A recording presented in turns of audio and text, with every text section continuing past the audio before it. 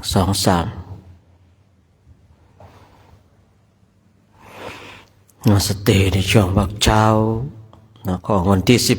15กุมภาพันธ์พุทธศักราช2569อันนี้ก็เป็นอีกเช้าหนึ่งที่เราท่านทั้งหลายจะได้มาร่วมกันสร้างคุณงามความดีสร้างเหตุสร้างปัจจัยสร้างสวรรค์สมบัติสร้างนิพพานสมบัติสร้างอุปนิสัยเพิ่มเติมบุญและบารมีของตัวของเราด้วยตัวของเราเองหลังจากเมื่อวานเราฟันฝ่าอุปสรรค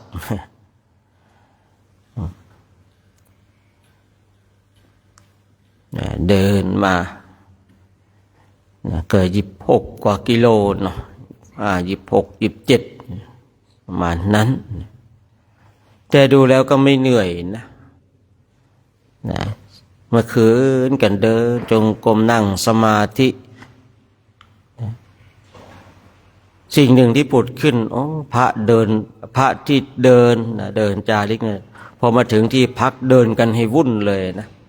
ส่วนพระที่นั่งรถมาหลับกันสนุกสนานมันแตกต่างกันเนาะปกติเนี่ยพระที่ท่านนั่งรถมาน่าจะเดินกันให้วุ่นเลยนะแต่ที่ได้พระนั่งรถมานะแต่ละเต็นท์เห็นนะหลับกันโกนขืดขาดพระที่เดินมาเนี่ยเดินกันให้วุ่นเลยนะมันกลับกันนะมันกลับกันเลยเมื่อคืนนะนั่งพิจารณาดูโดยปกตินะโดยหลักการในความเป็นจริงพระที่นั่งรถมาไม่เหนื่อยเนาะนั่งมาน่าจะเดินเต็นท์นั้นสู่เต็นท์นั้นอย่างเงี้ยนะจากตรงนี้สู่ตรงนู้นเนี่ยแต่ที่ไหนได้พระที่นั่งรถมาเนี่ยเห็นอยู่ในเต็นท์หลับกันโกนขืดขาดเนี่ยแต่พระที่เดินมาเนี่ยโดยปกติน่าจะไม่ไหวแล้วเดินมาแล้วเหนื่อยพักดีกว่าแต่ที่ไหนได้นะพระที่เดินมาจากเต็นท์นั้นสู่เต็นท์นั้นจากตรงนี้สู่ตรงนู้นมันกลับกันก็เป็นเรื่องที่ดีว่าบ่งบอกถึงว่ากำลังของเราท่านทั้งหลายดีเหลือเกินใช้ได้นะกำลังดีหลายรูปเลยเนาะคือเราเดินนี่กัน50-60 รูปเนี่ยโดยส่วนมากก็กำลังดีแต่ก็อาจจะมีบางรูปนะที่กำลังลดน้อยถอยลงไปเพราะความหนุ่มเหลือน้อยเนี่ยพูดตามภาษาธรรมะของเราก็ใกล้จะตายแล้วนะคนอายุมากเนี่ยเราคนใกล้ตายนะแต่เราไม่อยากได้ยินคำนี้เพราะอะไรมันรู้สึกมันได้ยินแล้วมันแสลงใจนะนี่คือความเป็นจริงว่าคนอายุมากเนี่ยคนใกล้ตายนะแต่คนก็ยอมรับไม่ได้นะครับว่าใกล้ตายนะเพราะว่ามันเป็นคำแสลงใจคนนี้การที่เราขับเคลื่อนมาอย่างนี้เนี่ยคือท่านที่มีกำลังมากก็ดีเนี่ยหรือท่านที่มีกำลังน้อยก็ดีเราจะต้องขับเคลื่อนไปด้วยกันช่วยเหลือกันอนุเคราะห์กันสงเคราะห์กันเพราะอะไรนะเพราะเราต้องรวมเป็นน้ำหนึ่งใจเดียวกันให้ได้ถึงแม้ว่าเราจะมาจากครอบครัวที่แตกต่างถึงแม้ว่าเราเนี่ยอยู่คนละที่คนละแห่งแต่พอเรามาประชุมพร้อมกันในโครงการจาริกธรรมตามรอยบาทพระศาสดาวัดดอยเทพนิมิตรนำโดยพระเดชพระคุณหลวงพ่อเราต้องรวมหล่อล้อมให้เป็นน้ำหนึ่งใจเดียวกันผู้ที่มีกำลังมากก็ช่วยผู้ที่มีกำลังน้อยผู้ที่มีสติมีปัญญาก็คอยตักเตือนผู้ที่สติปัญญาน้อยที่ผมเคยคุยเนี่ยเราเนี่ยมันต้องเข้ากันเช่นน้ำกับน้ำนมกับน้ำนมเนี่ยมันเข้ากันได้ดีนะมันเทลงรวมกันแล้วมันก็คนแล้วมันก็เข้ากันดีแล้วเข้ากันดุจน้ำกับน้ำนมเราอย่าไปเข้ากันแบบอะไรเข้ากันแบบน้ำกับน้ำมันเข้ากันเหมือนกันนะแต่มันไม่กลมกลืน มันไม่เป็นน้ำหนึ่งใจเดียวกันเนี่ยน้ำกับน้ำมันเนี่ยมันอยู่ถึงแม้ว่าเราเทรวมกันแต่มันไม่ได้เป็นน้ำหนึ่งใจเดียวกันมันรวมกันอยู่ในถังในภาชนะนั้นๆในอย่างเราท่านทั้งหลายเนี่ยมาประชุมพร้อมกันเนี่ยเราเป็นน้ำหนึ่งใจเดียวกันนะช่วยเหลืออนุเคราะห์สงเคราะห์นะซึ่งกันและกันเมื่อใดก็ตามคณะใดกลุ่มใดนะมีความอนุเคราะห์สงเคราะห์เป็นน้ำหนึ่งใจเดียวกันคณะนั้นย่อมมีความสุขบางทีผมเองนี่เห็นพระท่านคุยกันส่งเสียงดังมันบ่งบอกนะถึงความเป็นน้ำหนึ่งใจเดียวกันที่พูดคุยกันสนุกสนานบ่งบอกถึงความสุขนะแต่ถ้าว่าเราไม่พูดไม่คุยกันไม่สนเสเฮฮาเนี่ยมันรู้สึกมันจะมีความหวาดระแวงมีแผลในใจต่อกันใครก็ตามกลุ่มไหนก็ตามคณะใดก็ตามถ้ามีแผลต่อกันคุยอะไรไม่ได้นะคุยแล้วก็เหมือนการจับผิดคณะใดกลุ่มใดเนี่ยที่เป็นเช่นน้ำกับน้ำมันเนี่ยมันเข้ากันไม่ได้เนี่ยพอเวลาคุยอะไรก็เหมือนกับการจับผิดซึ่งกันและกันนะถึงแม้ว่าจะคุยโดยธรรมโดยวินัยก็ตามแต่ว่าคือคนมันมีแผลเนาะมีแผลอยู่ในใจถูกสะกิดนิดเดียวเนี่ยแผลนั้นก็จะแตกน้ำเลือดน้ำนองมันก็จะไหลเนี่ยเหมือนกันเราได้ยินสิ่งทั้งหลายเนี่ยหูได้ยินเสียงแล้วมากระทบแล้วถึงแม้ว่าเขาจะพูดในสิ่งที่ดีแต่เราเนี่ยมันมีแผลในใจกันอย่างเงี้ยนะก็เลยทำให้งุดหงิดเนี่ยอ้าวเนี่ยว่าเราอีกแล้วโน่นนี่นั่นอีกแล้วเนี่ยฉะนั้นการที่เรามาอยู่ด้วยกันเนี่ยเราต้องเข้ากันดังเช่นน้ำกับน้ำนมนะอยู่ด้วยกันอย่างความสุขนะอยู่กันโดยธรรมโดยวินัยนะเมื่อเราอยู่โดยธรรมโดยวินัยแล้วมันก็สบายเมื่อเราสบายแล้วทำอะไรมันก็สุขใจนะจะเดินก็สุขใจจะนั่งก็สุขใจจะนอนก็สุขใจนะอีกเราเดินจาริกกันมาอย่างเงี้ยนะเส้นทางเมื่อวานเองก็เป็นเส้นทางที่เบิกใหม่นะทุกปีก็ไปอีกเส้นทางหนึ่งปีนี้ก็เลยมาในเส้นทางนี้ดูศักยภาพของพระเราว่าสัญชาตญาณในการกลัวตายมีมากน้อยขนาดไหนเนี่ยบางคนบางท่านเนี่ยสัญชาตญาณในการกลัวตายไม่มีนะแต่กล้าชนเดินชนรถไฟเขาว่าเนาะแน่นอนเหมือนกันนะแน่นอนเหมือนกันสิ่งหนึ่งที่บอกว่าผมเนี่ยว่าคือเวลาเดินเนี่ยอย่าให้เอาหูฟังใส่นะสมาร์ทท็อกใส่บลูทูธใส่เนี่ยเพราะอะไรมันไม่ได้ยินเสียงข้างหน้าและข้างหลังเนี่ยบางทีอันตรายคือทุกคนทุกท่านเนี่ยนะถามว่านะเราเดินเมื่อวานมันอันตรายหรือทุกที่มีอันตรายอย่าว่าแต่เราเดินทางตามรถไฟเลยนะทุกที่นะครับมีอันตรายทุกที่นะการฉันข้าวก็อันตรายมีมากมายเหลือเกินเนี่ยคนที่ตายเพราะการกินข้าวเนี่ยเดินก็อันตรายนะเนี่ยเดินไปเนี่ยถูกรถชนถูกหมากัดเนี่ยถูกคนบ้าต่อย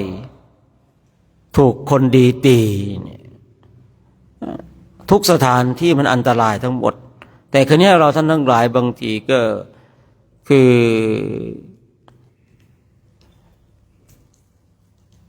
ือคนเราเนี่ยอย่างเราว่าเดินเนี่ยมาเมื่อวานเนี่ยอันตรายเหลือเกินนะผมเองก็พิจารณาโดยแยบคายแล้วทุกที่มันอันตรายหมดนะชันข้าวอันตรายเนี่ยที่จริงกินข้าวเนี่ยอันตรายกว่าเดินเมื่อวานอีกเพราะอะไรถ้าเรามาวัดกันสถิติ นะคนที่ถูกรถชนชนตายเนี่ยมีน้อยเหลือเกินแต่คนที่กินข้าวเนี่ยตายเนี่ยมีมากเหลือเกินถ้าเราวัดกันทางสถิติในการตายของคนระหว่างถูกรถไฟชนกับคนกินข้าวตายไอ้คนกินข้าวเนี่ยตายเนี่ยมากกว่าแต่ทำไมคนไม่กลัวว่าเฮ้ยกินข้าวระวังจะตายนะแต่ทำไมคนนี่กลัวว่าเดินตามทางรถไฟจะชนนะท่านทั้งหลายเรามาพิจารณาดูว่าทำไมเหมือนกับคนที่กินไข่เราถูกสอนว่าถ้ากินไข่มากเกินไปเนี่ยจะถูกคอเลสเตอรอลเนี่ยเล่นงานแต่ทั้งที่น้ำตาลและแป้งอันตรายกว่าคอเลสเตอรอลอีกน้ำตาลที่เรากินแต่ทำไมคนทั้งหลายไม่กลัวการกินน้ำตาลกับแป้งแต่ทำไมคนทั้งหลายกลัวการกินไข่ถึงแม้ว่ามีประโยชน์เนี่ยในสมัยก่อนเองผมก็คือเราก็ถูกเขาบอกว่ากินไข่เนี่ยเกินวันละ2 ฟองเนี่ยระวังคอเลสเตอรอลนะอันตรายนะเราก็ไม่กล้ากินใช่หรือเปล่านะแต่เรากินน้ำตาลโอ้โหวันตาลเนี่ยแต่ละวันเนี่ยกินมากเหลือเกินเนี่ยสมัยก่อนนะสำหรับตัวผมนะเนี่ยอะไรที่หวานนี่มันชื่นใจนะข้าวนี่โอ้โหมีแป้งมีน้ำตาลมีสารพัดนะจริงน้ำตาลเนี่ยมันอันตรายนะเราลองดูสถิติก็บางสิ่งบางอย่างมันก็ต้องเอาตรงนี้มาเป็นเครื่องวัดเมื่อคนที่เป็นโรคเกี่ยวกับคอเลสเตอรอลเนี่ยมีน้อยคนที่เป็นโรคเกี่ยวกับเบาหวานมีมากทำไมคนยังกลัวคอเลสเตอรอลนะทำไมคนไม่กลัวน้ำตาลเนี่ยคือบางสิ่งบางอย่างนะบางสิ่งบางอย่างเราต้องพิจารณาให้มันแยบคายเหมือนกับว่าที่ผมบอกว่าทุกที่ทุกที่มีอันตรายเหมือนกันหมดไม่มีที่ไหนที่ไม่มีอันตรายผมก็เดินมาเมื่อวานกับพิจารณาว่าอันตรายของสัตว์ทั้งหลายมีอยู่ทุกที่เราประมาทไม่ได้คือถ้าเราประมาทคำเดียวเนี่ยที่เราคิดว่าสถานที่ไม่มีอันตรายเนี่ย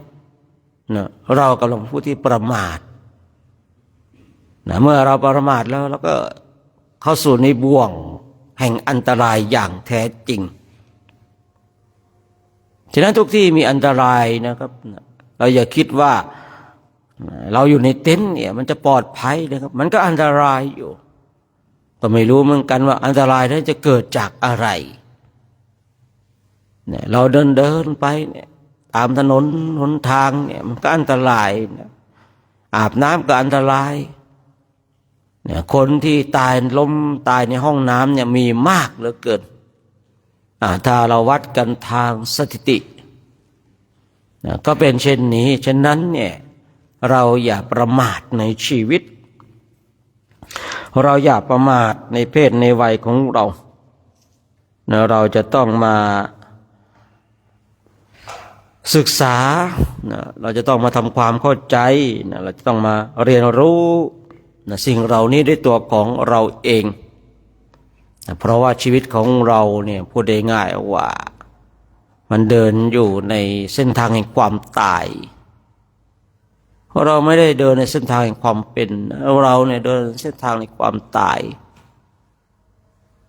แต่ทางนี้ทางนั้นคนทั้งหลายก็อยากจะตายโดยสิ้นอายุขัยของตนเองไม่อยากจะตายผิดธรรมชาติเนี่ยเรียกว่าถูกรถชนตายเนี่ยผิดธรรมชาติถูกเพื่อนตีตายถูกคนยิงตายเนี่ยเรียกตายผิดธรรมชาติเราอยากจะตายโดยสิ้นอายุขัยเช่นเทวดาที่เขามีอายุเนี่ย1,000 ปีทิพย์เนี่ยเขาก็อยากจะตายตามยุคไข่เนี่ยแต่ถ้าเทวดาเนี่ยมันเพลิดเพลินในกามคุณเนี่ยบางทีก็ตายได้เหมือนกันตายก่อนเวลาเนี่ยมีมากเหลือเกินเนาะที่ว่าเทวดาเนี่ยเพลิดเพลินกับกามคุณทั้งหลายเนี่ยลืมกินเนี่ย อลืมกินปุ๊บอ้าวตายเทวดาบางองค์เนี่ยตายเพราะความโกรธโกรธเนี่ยเทวดามันก็ตายเนี่ยมนุษย์เราเองทีก็เรียกว่าตรอมใจตายเนี่ยว่าโกรธตายก็มันก็มีเหมือนกันคือคนเราเนี่ยบางทีก็ตายโดยสิ้นอายุขัยหมดไปตามกาลเวลาบางคนก็ถูกความตายกระชากไปก่อนกาลเวลาอันสมควรอันนี้เป็นเรื่องปกติไม่ใช่เรื่องผิดปกติอะไรนักบวชเชื่อเราเนี่ยมีความโชคดีคืออะไรนะพร้อมที่จะเป็นพร้อมที่จะตายนะเรารู้จักในสถานที่เกิดของเราแต่เรายังไม่รู้ว่าสถานที่ตายของเราอยู่ตรงไหนเราอาจจะข้ามน้ำข้ามทะเลมาตายก็ได้เราอาจจะข้ามน้ำข้ามทะเลมาเป็นก็ได้แต่เราไม่รู้เลยว่าเราจะตายตรงไหนแต่เรารู้ว่าเราเกิดตรงไหนชีวิตของเราที่จริงก็มีอะไรที่ต้องมีเครื่องย้ำเตือนเนี่ยว่าประมาทไม่ได้อย่างที่คุยแล้วว่าประมาทไม่ได้เนี่ยถ้าเราประมาทนี่เราก็เข้าสู่ในเส้นทางแห่งความเสื่อมยิ่งเรามาจาริกธุดงค์ในประเทศอินเดียและเนปาลนี่เราต้องหลายอย่างที่เราจะต้องมาทำความเข้าใจไม่ว่าจะยืนจะเดินจะนั่งจะนอนเนี่ยต้องมีสติมีสัมปชัญญะยิ่งตอนเดินเนี่ยบางทีนะส่วนหนึ่งเนี่ยเคยบอกเป็นประจำเนี่ยที่ว่าอย่าไปเอาสายเอาบลูทูธใส่หูฟังบางทีมันไม่ได้ยินเสียงรถข้างหน้าข้างหลังเนี่ยนะบางทีเนี่ยมันเสียงแตรรถอินเดียก็บีบยังไม่ได้ยินเนาะนั่นก็ว่ากันไปเนาะว่ากันไปเพราะว่าเราต้องเดินอยู่ในอินเดียนี่อีกหลายวันอยู่นะอีกหลายวันเลยท่านทั้งหลายฉะนั้นก็ฝากไว้ในช่วงที่เราได้มาประชุมพร้อมกันเมื่อคืนก็คงจะสบายเนาะวันนี้เมื่อคืนเสวยสุขนอนอยู่ในอาคารเนี่ยเรามาถึงที่วัดนวมินทร์ธรรมิกราชแหละโดยมีท่านพระอาจารย์มหาพันธ์ท่านเจ้าคุณเลยเนาะว่าโคนยังไม่ได้เป็นเจ้าคุณเนาะแต่ท่านก็ไม่ได้อยู่นะครับผมปีที่แล้วเราก็มาพักก่อนหน้านั้นปีที่หนึ่งหรือเปล่านะมาพักที่นี่นะแล้วเราก็หายจากตรงนี้ไปเดินอีกเส้นทางหนึ่งนะครับผมเมื่อก่อนเขากำลังสร้างพระองค์ใหญ่เมื่อวานเดินไปห้องน้ำเดินกลับมาก็นึกเดินมาก็เห็นพระพุทธรูปองค์ใหญ่นึกในใจของตนเองโอ้พระพุทธรูปองค์นี้เราก็มีส่วนได้ร่วมสร้างผมเองร่วมสร้างนั่นเม็ดพระศกสูงสุดเลยนะแม้แต่พระองค์ยืนอยู่ที่พระราณสีก็เคยร่วมสร้างพูดง่ายๆว่าวัดที่สร้างในแบบชุดเก่าๆนะผมเองมีส่วนร่วมทุกวัดไม่มากก็น้อยเนี่ยพอเรามองเห็นพระพุทธรูปนั่งอยู่เมื่อวานเดินไปแล้วก็เดินกลับมาแล้วก็เหลือบไปมองยืนมองแป๊บนึงโอ้พระพุทธรูปองค์นี้เราก็เคยร่วมสร้างเราสร้างอะไรเราร่วมสร้างเม็ดพระศกผมเองเนี่ยเคยร่วมสร้างเม็ดพระศกบนสูงสุดเลยพอเราเห็นปุ๊บเนี่ยบุญนี่เราทำมันฝังอยู่ในใจของเรามันก็จะเป็นเครื่องย้ำเตือนผมเลยกล้าพูดว่าถ้าวัดเก่าๆในประเทศอินเดียเนี่ยและเนปาลเนี่ยผมต้องมีส่วนร่วมทุกวัดนอกจากวัดใหม่ๆที่ผุดขึ้นมาใหม่ๆเท่านั้นเองแต่ถ้าว่าวัดเก่าๆเนี่ยมีส่วนร่วมทุกวัด มากบ้างน้อยบ้างแล้วแต่กำลังในช่วงนั้นว่ามีเท่าไหร่พอเราเห็นพระพุทธรูปเนี่ยทำให้นึกได้ว่าอ๋อรูปพระพุทธรูปองค์นี้เราก็เกิดร่วมสร้างเห็นแล้วก็เกิดปิติเกิดความปรับปลื้มใจนะก็เลยทำให้ว่าเดินไปเนี่ยบางทีมันก็มีบุญเป็นเครื่องหล่อเลี้ยงบุญเป็นเครื่องนำพาเราให้เรามีความสุขมันก็สามารถทำให้ความเหน็ดเหนื่อยทางกายเนี่ยมันหายไป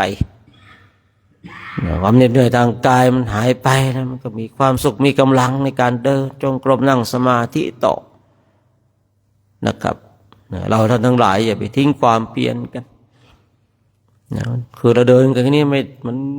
ไม่ได้เหนื่อยมากมายนะยังมีกำลังในการเดินจงกรมอยู่นั่งสมาธิอยู่นะครับฉันก็ฝากไว้ในช่วงภาคเช้าของวันนี้นะเช้าของวันนี้เดี๋ยวเราก็จะได้ร่วมกันนะทำวัดสวดมนต์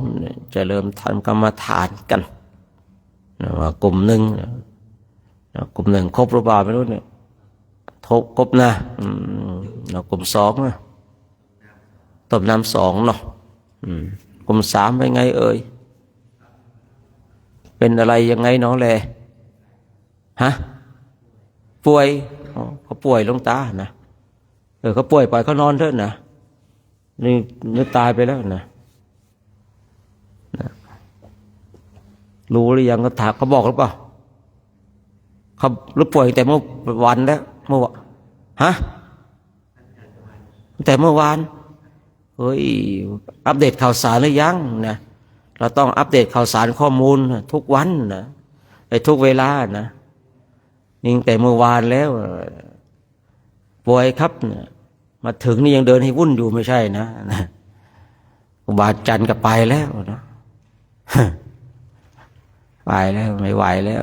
อยู่นะยังไงคุณตา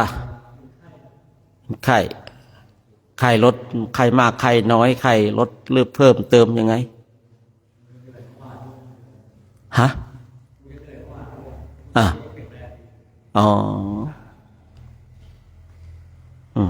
รูปไหนอ่ะเดี๋ยว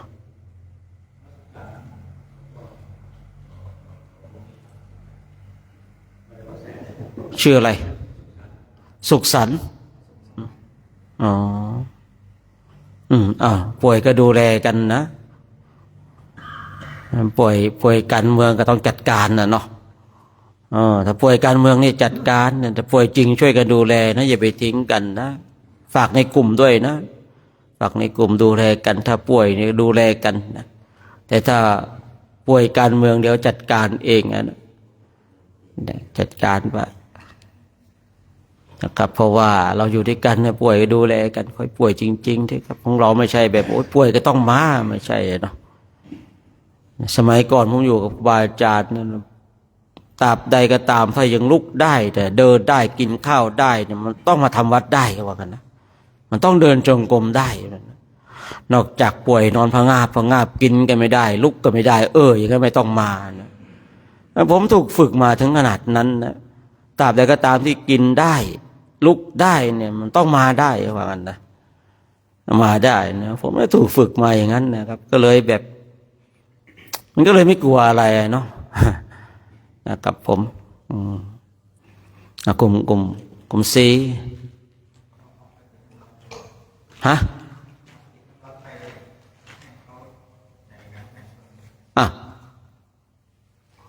มันใช่เหรอมันใช่ต้องเอาติ๊กน้ำร้อนไปให้แล้วเราคุยกันยังไงก็ไม่รู้เนี่ยเนมิกหรือเปล่ามันใช่ให้ต้องเดินไปเองเหรอเอาแล้วเดี๋ยวเถอ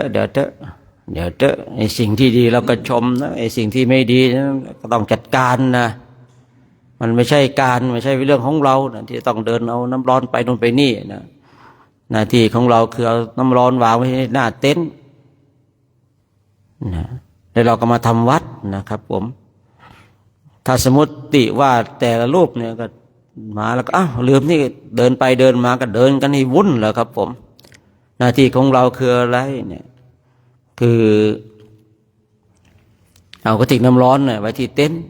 เดี๋ยวพระที่ท่านรับหน้าที่ต้มน้ำร้อนเนี่ยก็จะได้ต้มพอน้ำร้อนยังไงท่านก็จะกระติกไปเนี่ยแบบนี้ต่างหากที่เราพูดคุยกันนะครับผมพูดคุยกันเราพูดคุยกันแบบนี้ต่างหากนะเพราะว่าช่วงนี้น้ำร้อนเนี่ยมันก็จะเป็นสิ่งที่สำคัญนะครับเดี๋ยวมันก็จะสำคัญมากกว่านี้อีกนะในช่วงนี้เราเพิ่งมาอยู่ตรงนี้เนี่ยมันร่างกายมันยังไม่โหยครับผมนะแต่มันก็หิวเป็นเรื่องปกติเนี่ยไอ้เรื่องหิวเนี่ยมันเรื่องปกติอยู่แล้วแต่ถ้าโหยเมื่อไหร่นี่แหละครับผมเอานั่นละปีหนึ่งนะครับปีหนึ่งเดินผ่านต้นพุทรานะโอ้ผมก็หยิบยื่นมือไปแต่ผมไม่ได้จับนะผมก็ยื่นมือไปคนข้างหลังคิดว่าผมเด็ดพุทรานะทั้งหลังก็เด็ดกันเป็นแถวเลยนะครับนะไอเราก็ยื่นมือไปถ้าไปจับเฉยๆนะเดินผ่านไปแล้วก็ยื่นมืออย่างเงี้ยเนาะจะจับอย่างเงี้ยข้างหลังก็มองเห็นว่าผมเด็ดเม็ดลูกพุทรานะก็เด็ดกันใหญ่เลยทั้งหลังนะเม็ดพุทราเนี่ยนะมองดูกับระเบิดแม่คุกกี้น่าอร่อยเนาะเนี่ยมันเหมือนคุกกี้ไปเลยนะบางทีนะเดินไปทีแรกก็โอ้โหกับระเบิดเหม็นเนี่ยนะเดินไปเดินมามันเหมือนขนมคุกกี้เลยนะก็เหมือนกันเลยสีสันนะผมว่าขนมคุกกี้มันก็ต้องมาจากตรงนี้เลยนะก็ทำเสมือนเลยนะอันนี้ก็ว่ากันไปเนาะแม่ชีครบหรือเปล่าก็ไม่รู้นะครบอยู่เนาะครบมาไม่เจ็บไม่ป่วยแม่ชีก็ดูแลกันนะเวลาพักก็พักนะในเวลาพักไม่ใช่คุยกันนะยังจำไม่ลืมนะยังแค้นอยู่นะเมื่อวานนี้ยังไม่หายนะคุยยังไงไม่คุยบนหัวเราเลยนะคือพูดง่ายๆมีกำแพงกั้นอย่างเดียวนะแล้วแกก็นั่งพิงกำแพงกันด้วยเดียนะแล้วก็นอนฟังเวลาพักก็พักนะเวลาคุยก็คุยเนาะเอาละเดี๋ยวก็พร้อมแล้วเดี๋ยวเราก็จะได้ทำวัดสวดมนต์กันวัดสวดมนต์กันในเช้าของวันนี้เนาะเดี๋ยวจะได้ทำวัดสวดมนต์กัน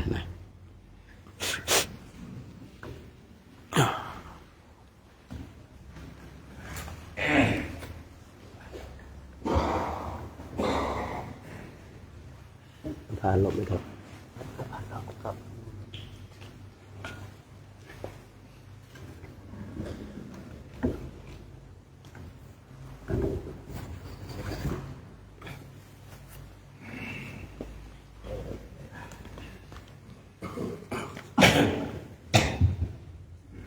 คุกเ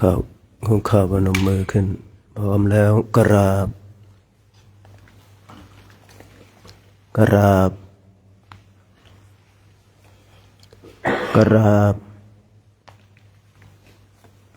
ขอโอกาสเป็นต้นเสียงในการทำวัดสวดมนต์ยามเช้าของวันนี้ก็กราบถวายความเคารพพระเดชพระคุณหลวงพ่อพระครูธีรธรรมปราโมทย์พระอาจารย์โชคชัยประภัสโนโยโสภะคะวะอะระหังสัมมาสัมพุทโธสวากขาโตเยนะภะคะวะตาธัมโมสุปฏิปันโนยัสสะภะคะวะโตสาวกสังโฆธัมมายังภะคะวันตังสะธัมมังสะสังฆังอิเมหิสการเรหิยะทาระหังอาโรปิเตหิอาภิปุชยามะสาธุโนพันเตภะคะวะสุจิระปรินิพพุโตปิป ปัจฉิมาชนะตานุกัมปมานัสสะอิเมสการยทุกขตาปันนาการภูเตปฏิคันธาตุอัมหากังทิคารตังหิตายะสุขายะอะระหังสัมมาสัมพุทโธภะคะวาพุทธังภะคะวันตังอภิวาเทมิครับสวากขาโตภะคะวะตาธัมโมธัมมังนามัสสามิครับสุปฏิปันโนภะคะวะโตสาวกสังโฆสังฆังนามามิครับหันธรรมยังพุทธัสสะภะคะวะโตปุพพาคณมการังกโรมาสิเหนะโมตัสสะภะคะวะโตอะระหะโตสัมมาสัมพุทธัสสะนะโมตัสสะภะคะวะโตอะระหะโตสัมมาสัมพุทธัสสะนะโมตัสสะภะคะวะโตอะระหะโตสัมมาสัมพุทธัสสะหันธรรมยังพุทธาภิทุติงกโรมาสิโยโสตถาคโตอะระหังสัมมาสัมพุทโธวิชชาจารณะสัมปันโนสุขโตโลกวิทูอนุตตรปุริสธรรมสารถิสัทธาเทวมนุษย์สานังพุทโธภะคะวาโยอิมังโลกังสัทเทวกังสมาระกังสัพพะมะกังสัสสะมานะพระมานิงปัจจังสัทเทวมนุษย์สังสยังอภิญญาสัจฉิกัตตวะปเวเทสิโยธรรมังเทเสสิอาทิกัลยานังมัจเจกัลยานังปริโยสานกัลยานังสัทธังสัพพยัญชนะเกวะละปริปุณังปริสุทธังพระมัจจริยังปกาเสสิตมหังภะคะวันตังอภิปุชัยยามิตมหังภะคะวันตังศิรสานะมามิกราบหันธรรมยังธรรมาภิทุติงกโรมาสิเหโยโสสวากขาโตภะคะวะตาธัมโมสันทิติโกอาคาลิโกเอหิปัสสิโกโอปานายิโกปัจจตังเวทิตาโพวิญโยหิตามหังธรรมังอภิปุชัยยามิตามหัง ธัมมังศิรสานะมามิกราบหันธรรมยังสังฆาภิทุติงกโรมาเสโยโส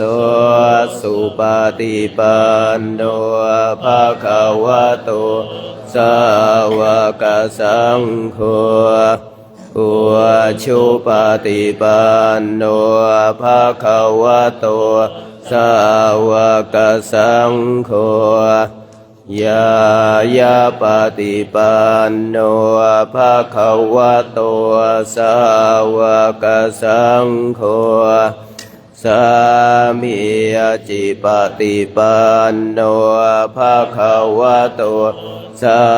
วกสังโฆยะทิทังจัตตาริปุริสยุคานิอัตถปุริสปุคัลลาเอสัพพะคะวะโตสาวกสังโฆอาหุนายโยปาหุนายโยทักขินายโย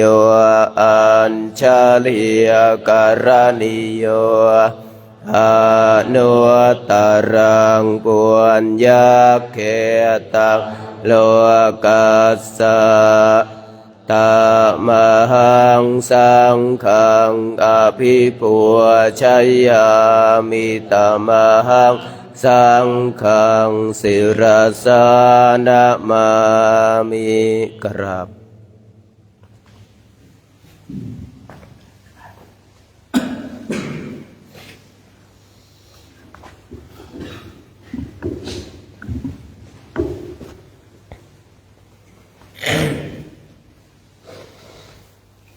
หันธรรม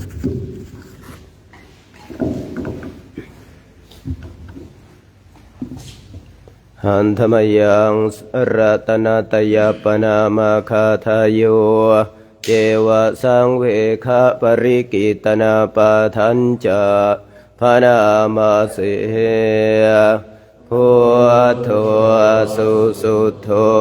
กรุณามหันนาโวโยจันตสุทาภรยานาโลจันโนโลกาสปะปุปะกิเลสขะตะโกวันธามิพุทธังอะหัมทะเรนตังธัมโมปะทิยโปวิยตาสสะทุโนโยมาคปะกามตะเพทะพินดาโกโลกุตโรโยจตถาทาทิยปันโนวันธามิธัมมังอะหัมทะเรนตังสังโฆสุเขตาพยติเขตาสัญญิโตโยทิทัสสันโตสุขตานุโพธโกโลลาปะหิยโนอริโยสุเมทัสโสวันธามิสังฆังอะหัมทะเรนตังอิเจวะเมกันตาภิปุชนายกังวัตถุตยังวันทยตาภิสังขตังปุญญังมายายังมะมะสะภูปัทถวามโหตุเวตาสัพพาวสิทธิยาอิทัตถะคะโตโลเกอุปันโนอะระหังสัมมาสัมพุทโธ ธัมโมจะเทสิโตนิยานิโกอุปสามิโกปรินิพพานิโกสัมโพธาคามิสุขตาปเวทิโตมายันตังธัมมังสุตตวะเอวังชานามะชาติปิทุกขาชาราปิทุกขามรณะปิทุกขังกาปริเทวะทุกขโทมานัสสุปายาสาปิทุกขาอาปิเยหิสัมปโยโคทุกขปิเยหิวิปปโยโคทุกขยามปิชังนาลภาติตามปิทุกขังสังคิเตอนาปัญจุปาทานาขันธาทุกขาสายาทิทังรูปุปาทานาขันโทเวทานุปาทานาขันโทสัญญู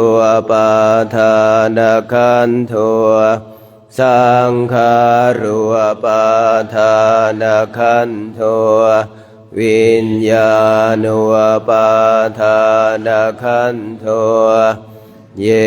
สังปริญญายะธารมาโนโสภะคะวะเอวังพาหุลังสาวะเกวิเนติเอวังภาคาจปนาสะภะคะวะโตสาวะเกสุอนุสาสนิยพาหุลาปวัตตติรูปังอนิจจังเวทนาอนิจจาสัญญาอนิจจาสังขาราอนิจจาวิญญาณังอนิจจังรูปังอนัตตาเวทนาอนัตตาสัญญาอนัตตาสังขาราอนัตตาวิญญาณังอนัตตาสัพเพสังขาราอนิจจาสัพเพธัมมาอนัตตาติเตมายังโอตินามหาชาติยาชารามรเนนะโสเกหิปริเทเวหิทุเคหิโทมานัสเสหิอุปายาเสหิทุกขตินนาทุกขปเรตาอาเปวานามิมัสสะเกวะลัสสะทุกขขันธัสสะอันตกิริยาปัญญาเยธาติจิระปรินิพพุตัมปิตังภคะวันตังอุทิยัสสะอรหันตังสัมมาสัมพุทธังสัทธาอาคารัสสมาอนาคาริยังปัปภชิตาตัสสะมิงภะคะวะติพระมจริยังจารามะภิกขุนังสิกขาสาชิวะสมาปันนาตังโนพระมจริยังอิมาสเกวะลัสสะทุกขขันธัสสะอันตกิริยายะสังวัตตตุติ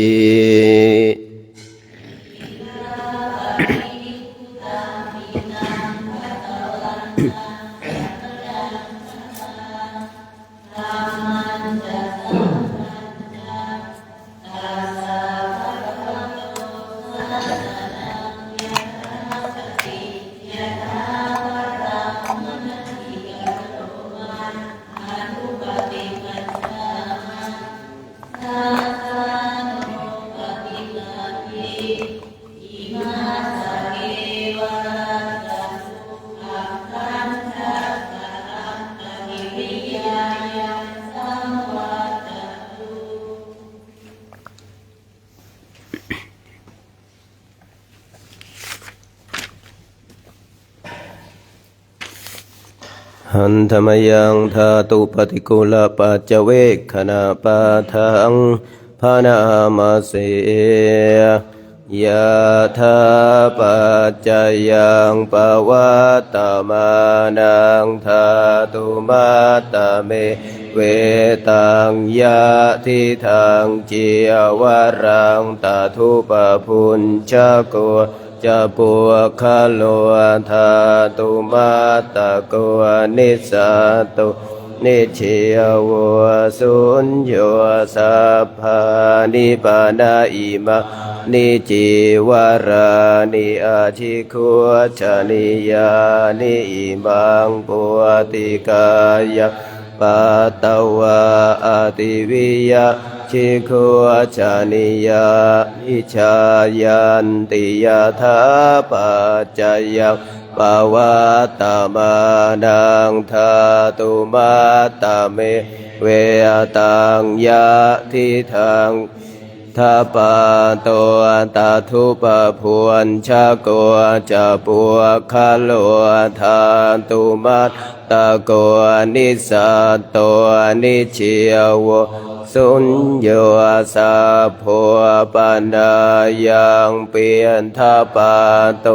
อาชิคุชานิโยอิมังปุติกายังปัตตวะอาติวิยาชิคุชานิโยชายาติยาธาปัจจยังปวัตตมานังธาตุมัตตเมเวตังยะทิทังเสนาสนังตาทุปพวนชะโกจะปุคัลโลธาตุมัตตโก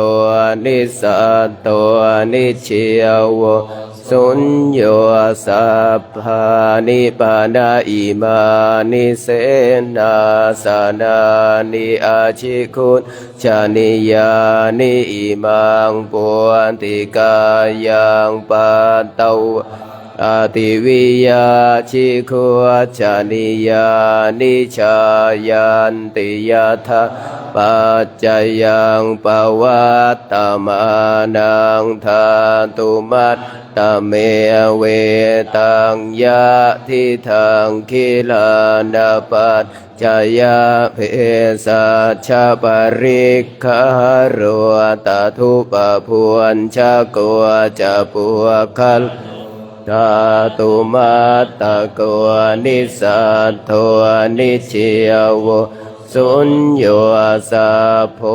ปันดายังคิลานาปัจจยะเพสัชะปริคหารุอาชิคุชานิโยอิมังปุติกายะปัตตวะอาติวิยาชิคุ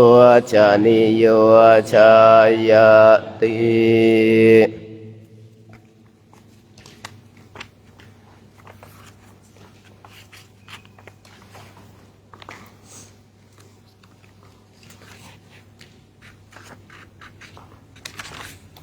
หน้า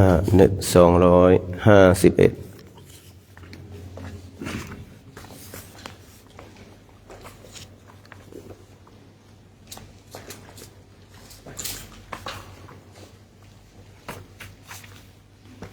นะโมตัสสะภะคะวะโตอะระหะโตสัมมาสัมพุทธัสสะนะโมตัสสะภะคะวะโต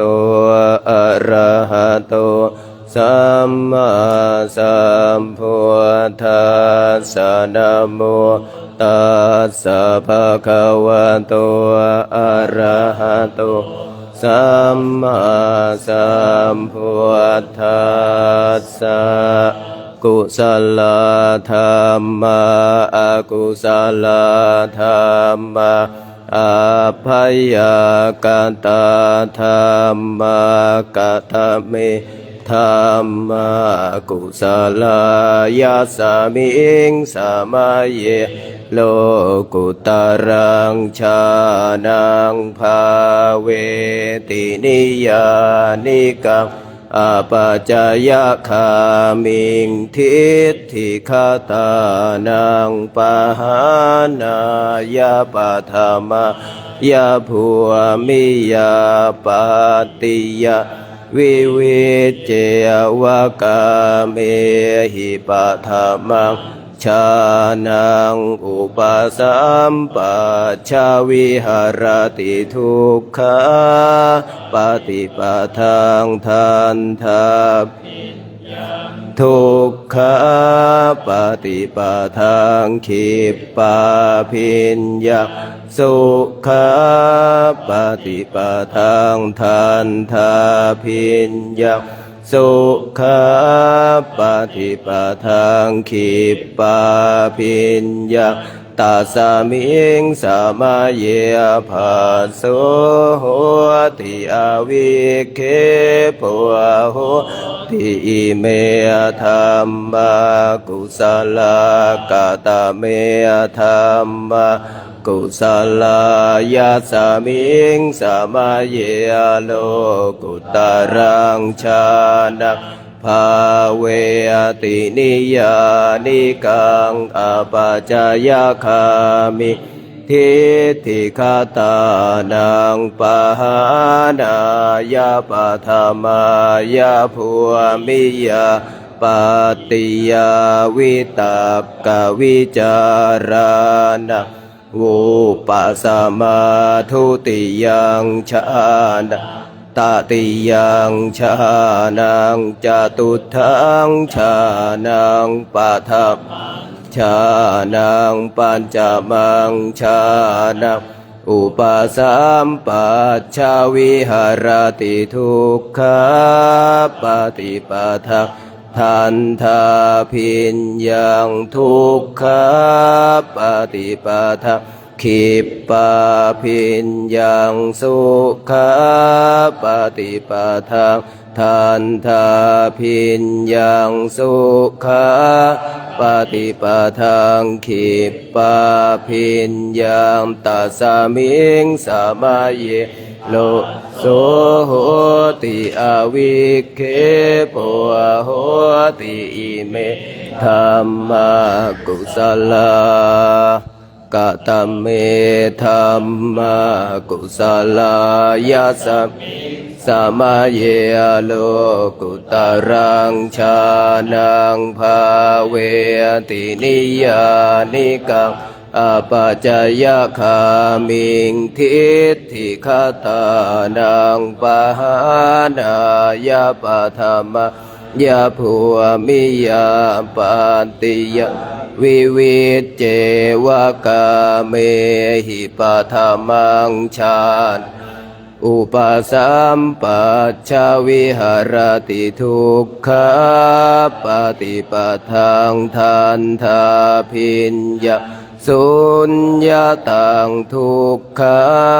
ปฏิปทาขิปปาพิญญังสุญญาตังสุขาปฏิปทางทันทาพิญญังสุญญาตังสุขาปฏิปทาขิปปาพิญญังสุ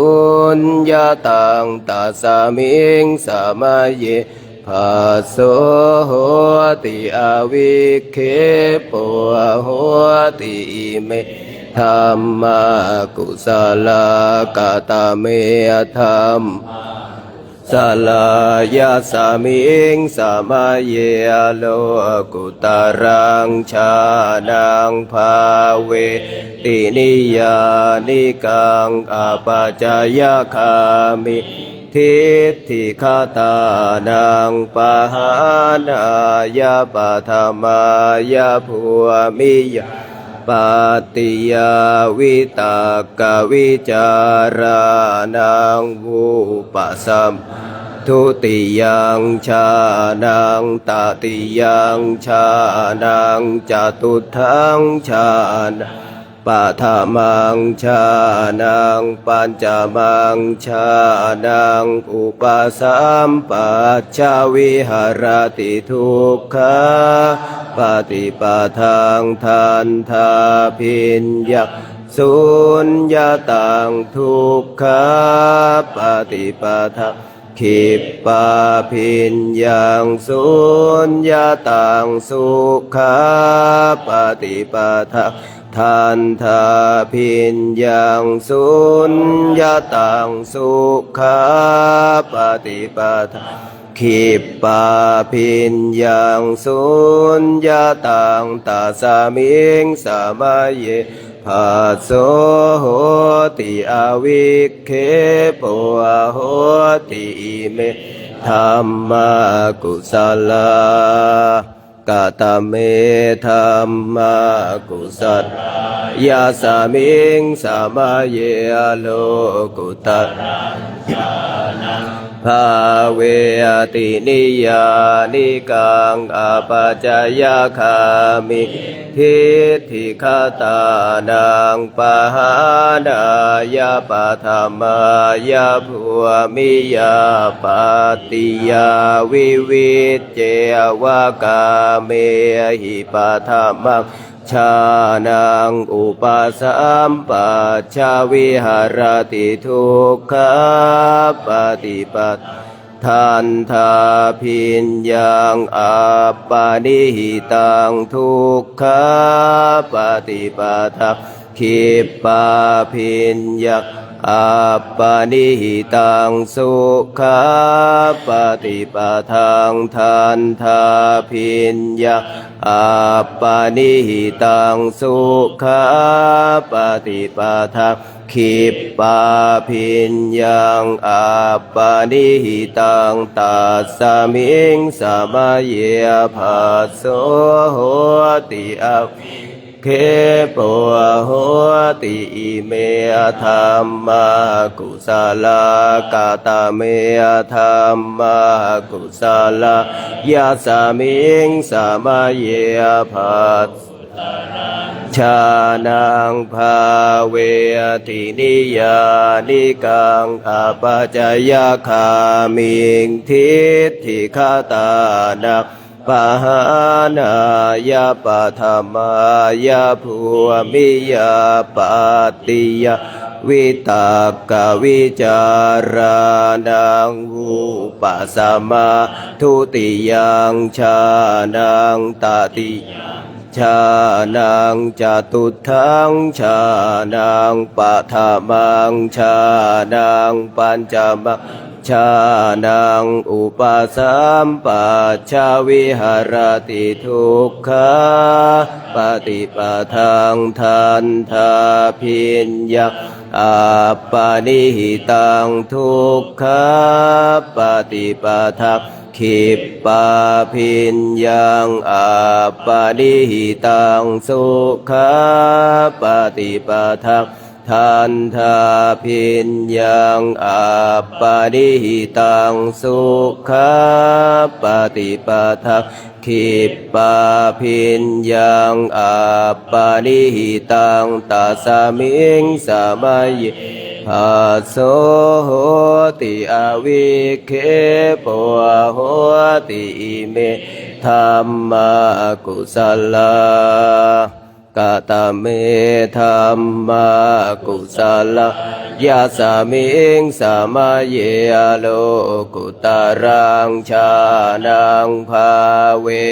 ตินิยานิกังอปัจจยคามิงทิฏฐิคตา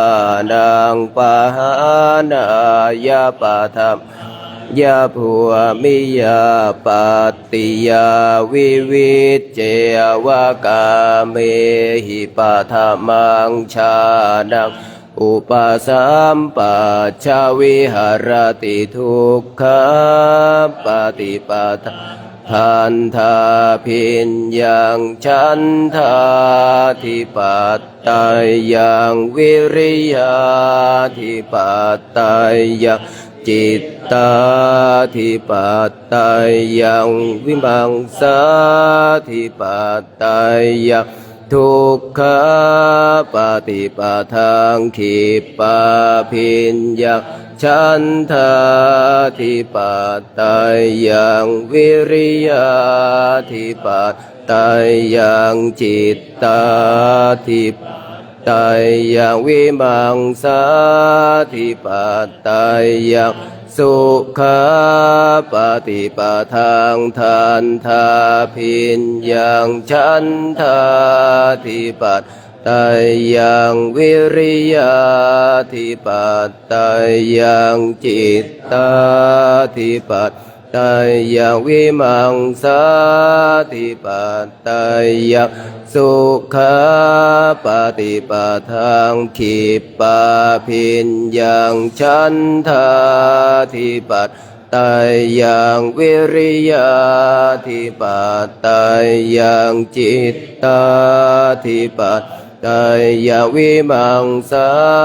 ธิปัตไตยยังตัสสมิงสมัยเยภาโสโหติอวิเคปวะโหติอิเมธัมมะกุศลกตเมธัมมะกุศลายาสมิงสมัยเยโลกุตรังชานังภาเวตินิยานิกังอาปัจจยคามิงทิฏฐิคตานังปหานายาปะธรรมยาภูมิยาปฏิยาวิตากวิจารานังวูปัสสมะทุติยังชานังตติยังจตุทังชานังปัฏฐมังชานังปัญจมังชานังอุปสัมปัชชาวิหารติทุกขาปฏิปทางทานทาพิญญังฉันทาธิปัตไตยยังวิริยาธิปัตไตยยังจิตตาธิปัตไตยยังวิมังสาธิปัตไตยยังทุกขาปฏิปทางขิปปาพิญญังฉันทาธิปัตไตยยังวิริยาธิปัตไตยยังจิตตา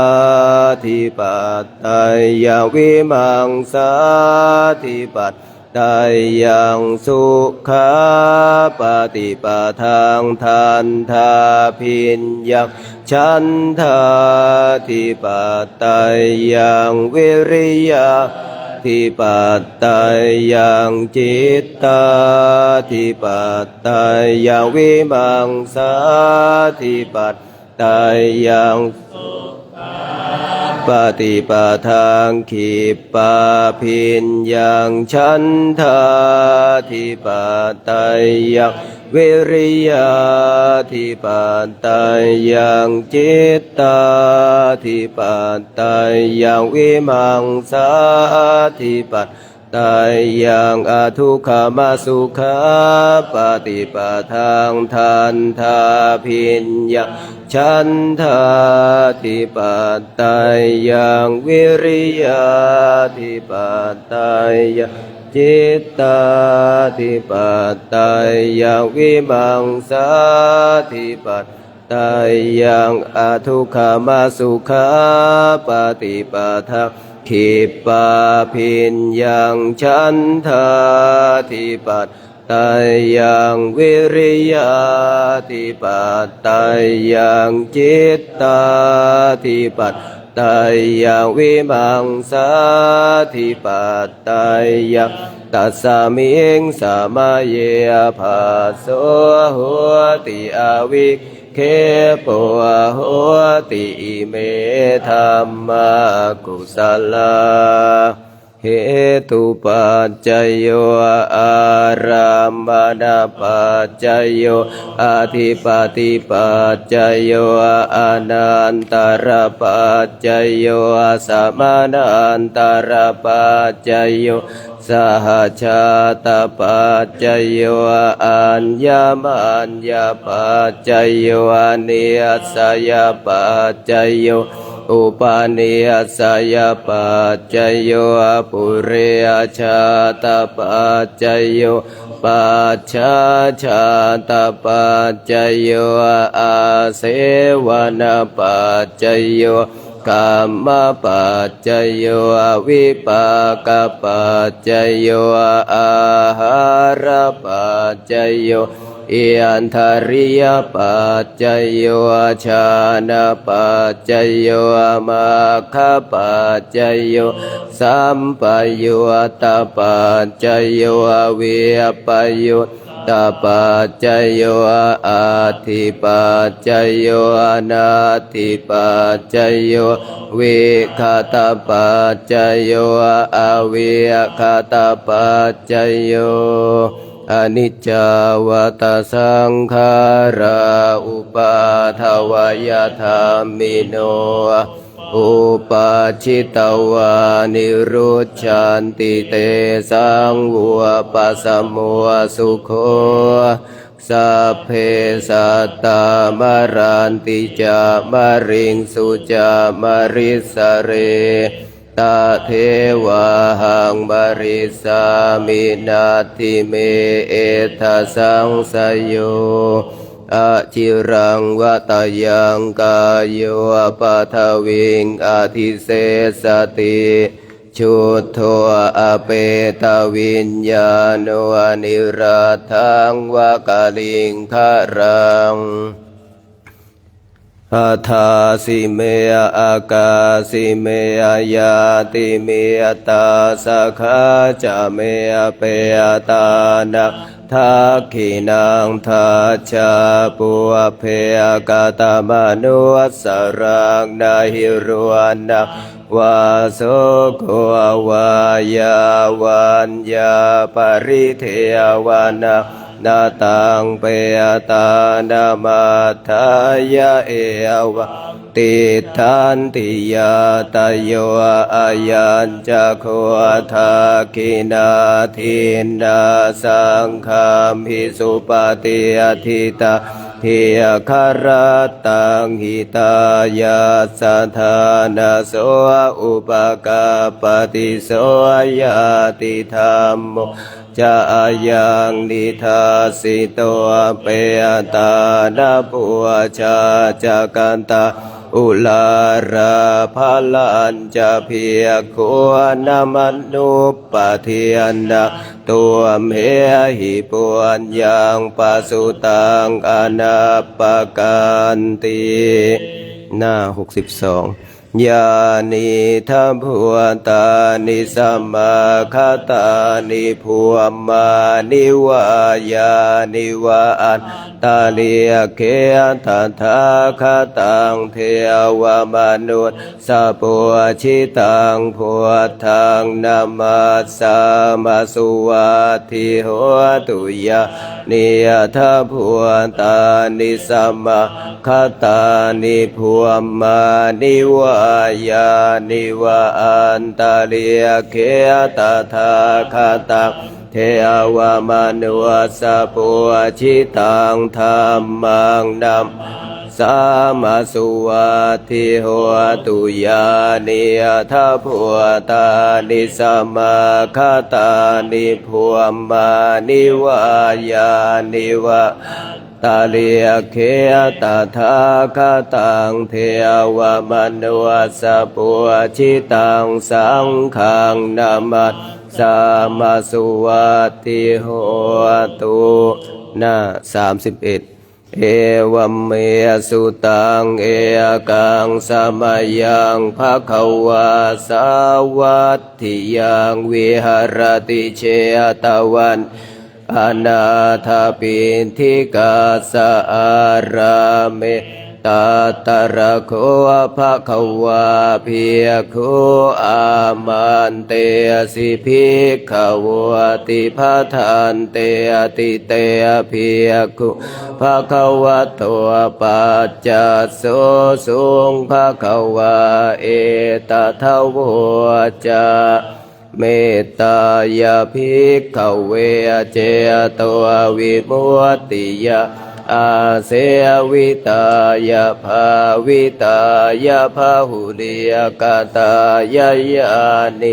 กตายาวัตถุกตายาอนุทิตายาปริจิตายาสุสัมมา รัตถายะเอกาทัสสานิสังสาปาติกะขากตเมเอกาทัสสะสุขังสุปฏิสุขังปฏิพุชชตินาปะกังสุปินะปัสสติมนุสสานังปิโยโหติอมนุสสานังปิโยโหติเทวตาราคันตินาสะอัคคิวาวิสังวะสัทธังวากรรมติตุวตังจิตตังสมาธิยติมุขวันโนวิปัสสิยทัตติอาสัมมุลโหกาลกโรติอุตริงอาปติวิชชันตัวพรหมโลกุปะโคโหติเมตตายะขเวเจตัววิมุตติยาอาเส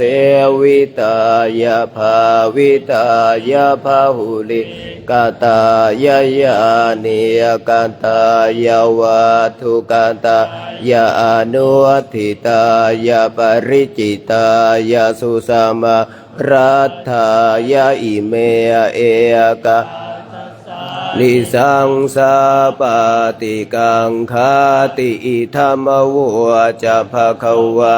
อัตตมนาเตภิกขุภะคะวะโตภาสิตังอภินันทุนติหันธรรมยังปฏิทานาคาทโยพระนามเสยาเทวตาสันติวิหารวาสินีทุเปคะเรพุธิคะเรตาหิงตาหิงตาธรรมธาเน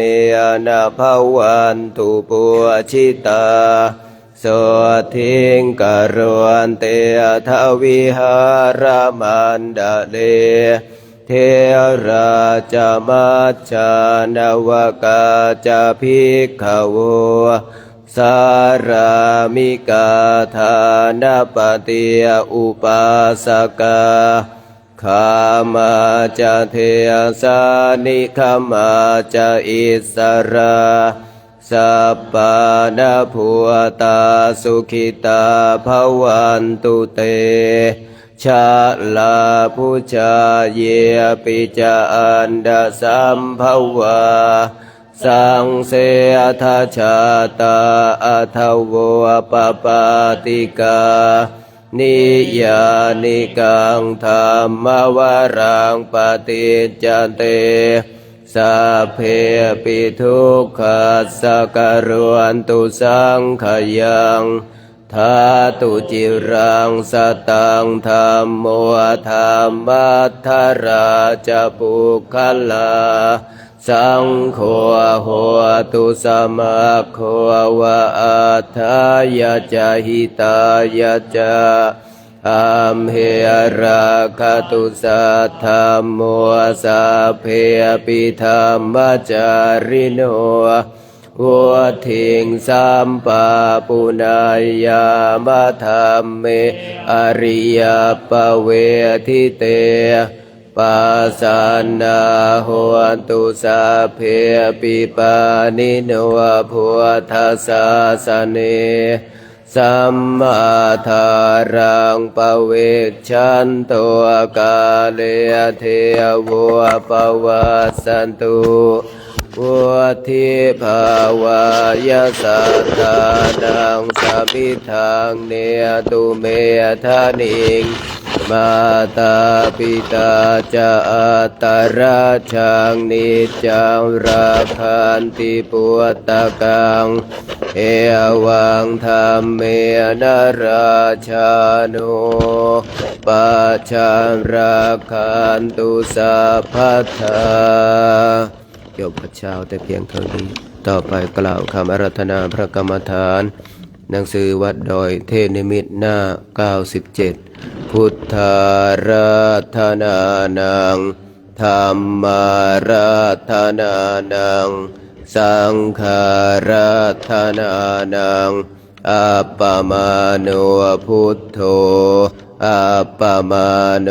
ธัมโมอัปปมาโนสังโฆนะโมพุทธายะนะโมธัมมายะ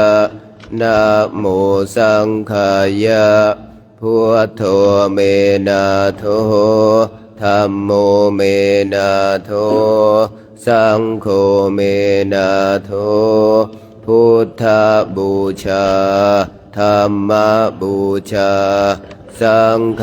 บูชา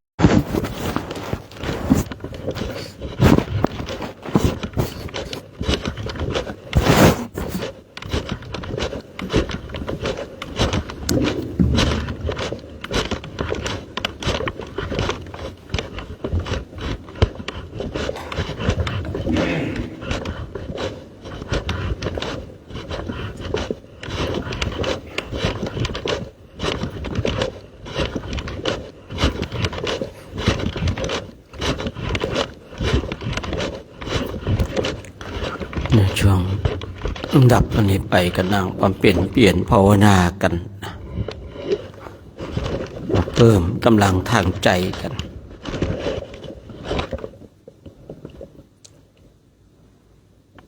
เรานี่ต้องเพิ่มกำลังทั้งทางกายและทางใจนะทางกายก็ข้าวน้ำโภชนาอาหาร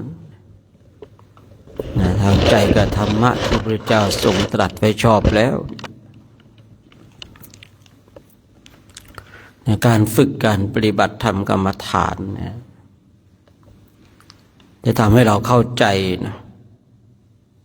เข้าใจหลายๆสิ่งหลายๆอย่างนะความลังเลสงสัยย่อมเกิดขึ้นกับปุถุชนปุถุชนเนี่ยมีความสงสัยนะสงสัยในสิ่งนั้นสงสัยในสิ่งนี้อันนี้เป็นเรื่องปกติของปุถุชนบางทีเนี่ยศึกษามากก็สงสัยมากนะบางทีไม่ศึกษาเลยก็ยังต้องสงสัยเมื่อเราศึกษาเนี่ยบางทีบางคนเนี่ยศึกษาแต่ยังไม่สิ้นความสงสัยบางคนก็สงสัยเพราะไม่ได้การศึกษาพอไม่ศึกษาไม่เรียนรู้จึงสงสัยคือความสงสัยของแต่ละคนแต่ละท่านนั้นเกิดขึ้นได้ทั้งที่ได้รับการศึกษาและไม่ได้รับที่ทั้งการศึกษาและไม่ได้รับการศึกษาบางทีก็สงสัยในสิ่งที่เป็นภายนอกบ้างบางทีก็สงสัยสิ่งที่เป็นภายในบ้างถ้าเรามองในความเป็นปุถุชนเนี่ยเป็นเรื่องปกติที่จะต้องมีความสงสัย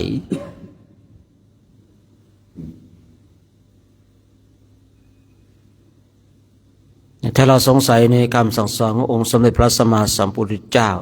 ได้แต่อ่านแต่ไม่ได้นำมาปฏิบัติเนี่ยนะบางทีเนี่ยอ่านไปก็ยิ่งอ่านมากยิ่งสงสัยมากนะ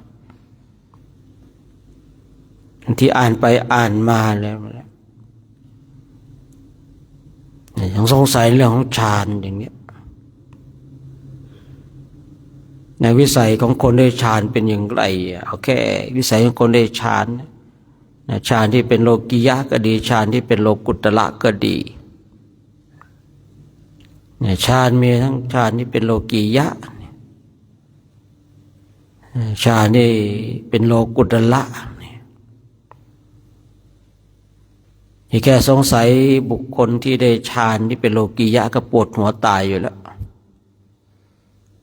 บางทียังไปสงสัยฌานที่เป็นโลกุตระอีกเนี่ยไปกันใหญ่เลยนะคือบางสิ่งบางอย่างพระพุทธเจ้าของเราก็ไม่ให้เราไปคิดไปสงสัยนะแต่มันห้ามกันไม่ได้เนาะเมื่อมันห้ามกันไม่ได้เราต้องทำให้มันชัดเจนในสิ่งที่เราสงสัย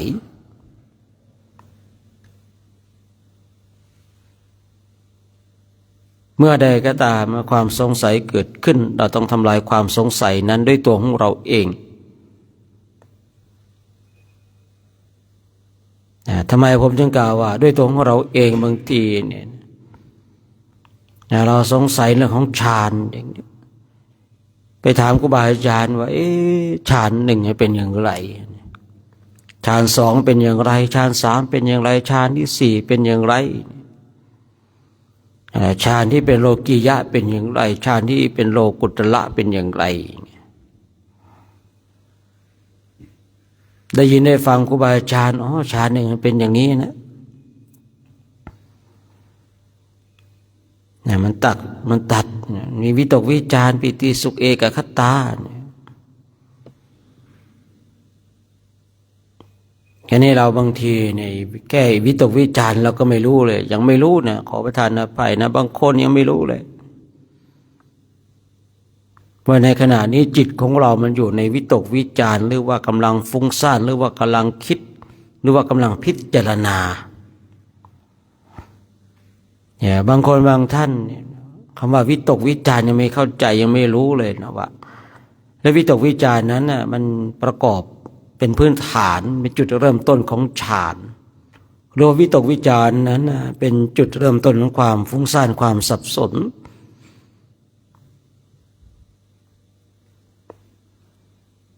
เนี่ยคราวนี้เราไปถามครูบาอาจารย์ก็ว่า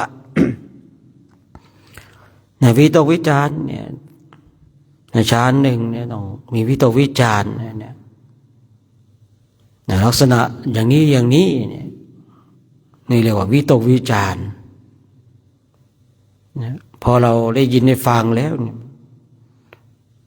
คือพูดง่ายๆเนี่ยสิ่งใดที่เราไม่เคยได้เนี่ยยากเหลือเกินที่เราจะเข้าใจ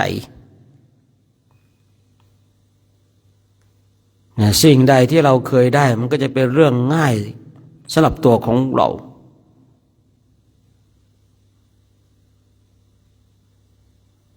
คือเมื่อเราทำสิ่งหนึ่งสิ่งใดให้มันเกิดขึ้นเราจะหายสงสัยในสิ่งนั้น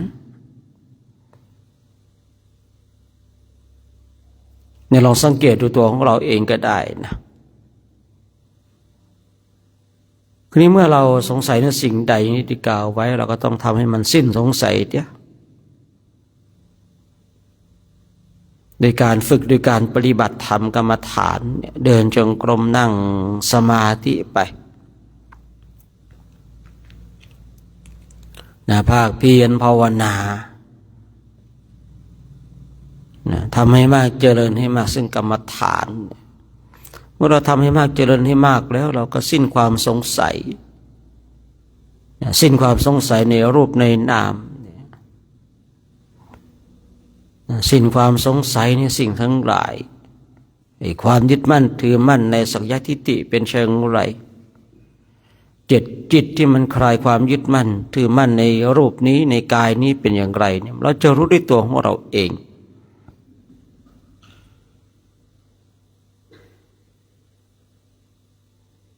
ในบางสิ่งบางอย่างเนี่ยเราเกิดมาในยุคนี้เนี่ยถ้าเกิดในยุคพุทธเจ้าเนี่ยท่านพุทธเจ้าเราสงสัยในสิ่งใดบางทีเข้าไปถามพระพุทธเจ้าได้ชี้แจงแสดงได้ชัดเจนมีสาวกท่านหนึ่งเนี่ย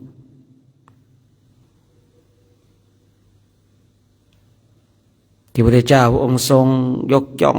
เป็นเอตทัคคะในการเพ่งฌานทั้งโลกียะและโลกุตระ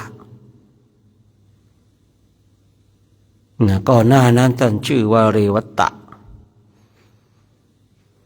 เรวัตตะนี้ไม่ใช่มีเรื่องราวหรือเกี่ยวข้องกับลีลาวดีนะก่อนหน้านั้นเนี่ยชื่อว่าเรวัตตะมานพแต่เมื่อเขามาบวชในบวชพุทธศาสนาแล้วเนี่ยมีคำหนึ่งที่เพิ่มเติมคือกังขาพระกังขาเรวัตตะมีอะไรก็สงสัยไปทั้งหมดนะ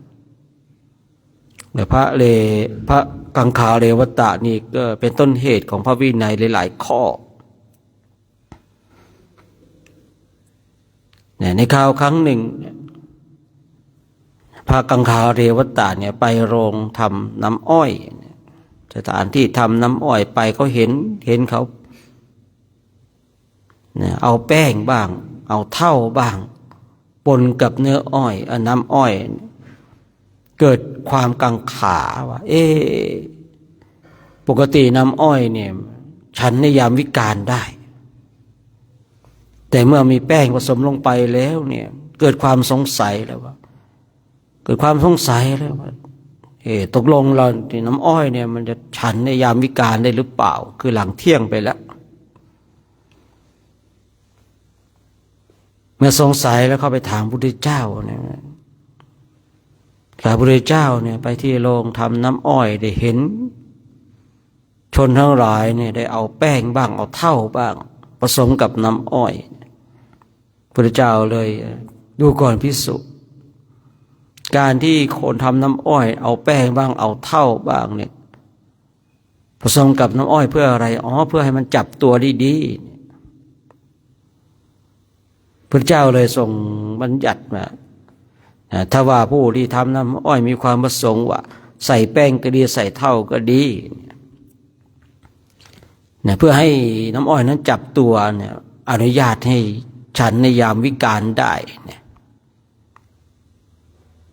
ในข่าวครั้งหนึ่งเดินไปเนี่ยไปเห็นอุจจาระที่พระท่านถ่ายไว้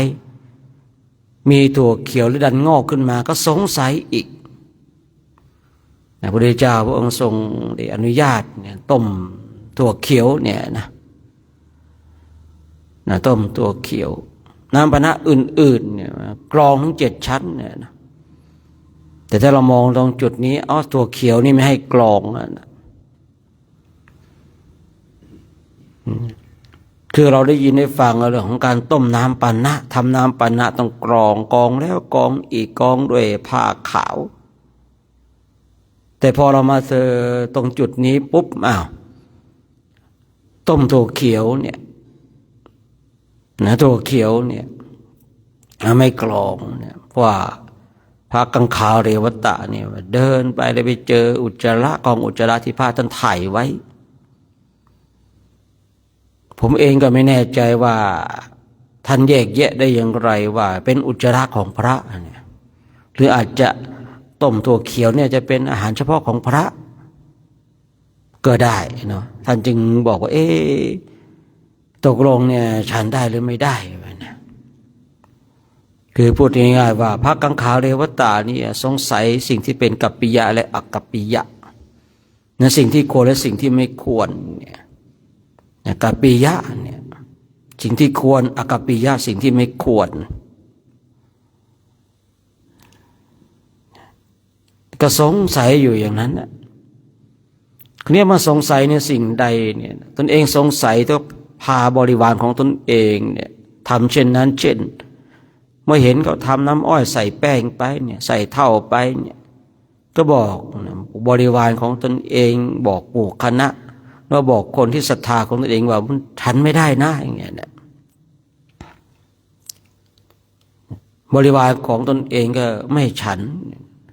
คือพูดง่ายๆว่าหัวหน้าทำอย่างไรลูกน้องก็ทำตามหัวหน้ามีปฏิปทาอย่างไรลูกน้องก็มีปฏิปทาอย่างนั้นโดยประมาณนั้นพระกังขาเรวตะนั้นนะตั้งบณิธานสมัยพระพุทธเจ้าปทุมมุตตระนู่นนะในชาตินั้นตนเองก็เกิดเป็นเศรษฐีชอบฟังธรรมแต่ว่าการฟังธรรมของตนเองนั้นอยู่ท้ายบริษัทวันหนึ่งพระพุทธเจ้าของเราขอประทานไปวันหนึ่งพระพุทธเจ้าปฐมมุตตระเนี่ยได้ทรงยกย่องสาวกองค์หนึ่งว่าเนี่ย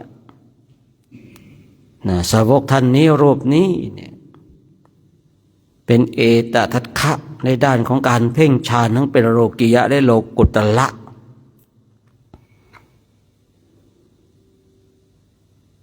ในชาตินั้น พระกังขาเรวตาเลยเห็นแล้วก็อยากจะเป็นบ้างอยากจะได้บ้างเลยนิมนต์พระพุทธเจ้าปทุมมุตตะถวายพระทหาร7 วันถวายพระทหารเสร็จปุ๊บก็ตั้งจิตปรารถนาต่อหน้าพระพักตร์ของพระพุทธเจ้าปทุมมุตตะที่ข้า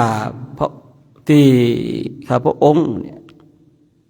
ได้ทำบุญอยู่7 วันไม่ได้ปรารถนาสิ่งอื่นเลยนอกจากพระองค์เนี่ยได้ทรงแต่งตั้งพระรูปใดเนี่ยได้เป็นผู้ที่เพ่งฌานทั้งเป็นโลกียะและโลกุตตระข้าพระเจ้าปรารถนาสาวกในรูปนั้นในอนาคตการพระพุทธเจ้าปทุมมุตตะก็เลยเพ่งดูว่าจะมีอุปสรรคหรือเปล่าในการตั้งจิตของมนุษย์นี้เมื่อพระองค์ตรวจดูแล้วไม่มีสิ่งใดที่จะมาขัดขวางก็เลยพยากรณ์นะว่าในอนาคตการข้างหน้านู้นนะแสนกับข้างหน้าเนี่ยเราลองคิดดูเนาะพระเจ้าปทุมมุตตะเวลาพยากรณ์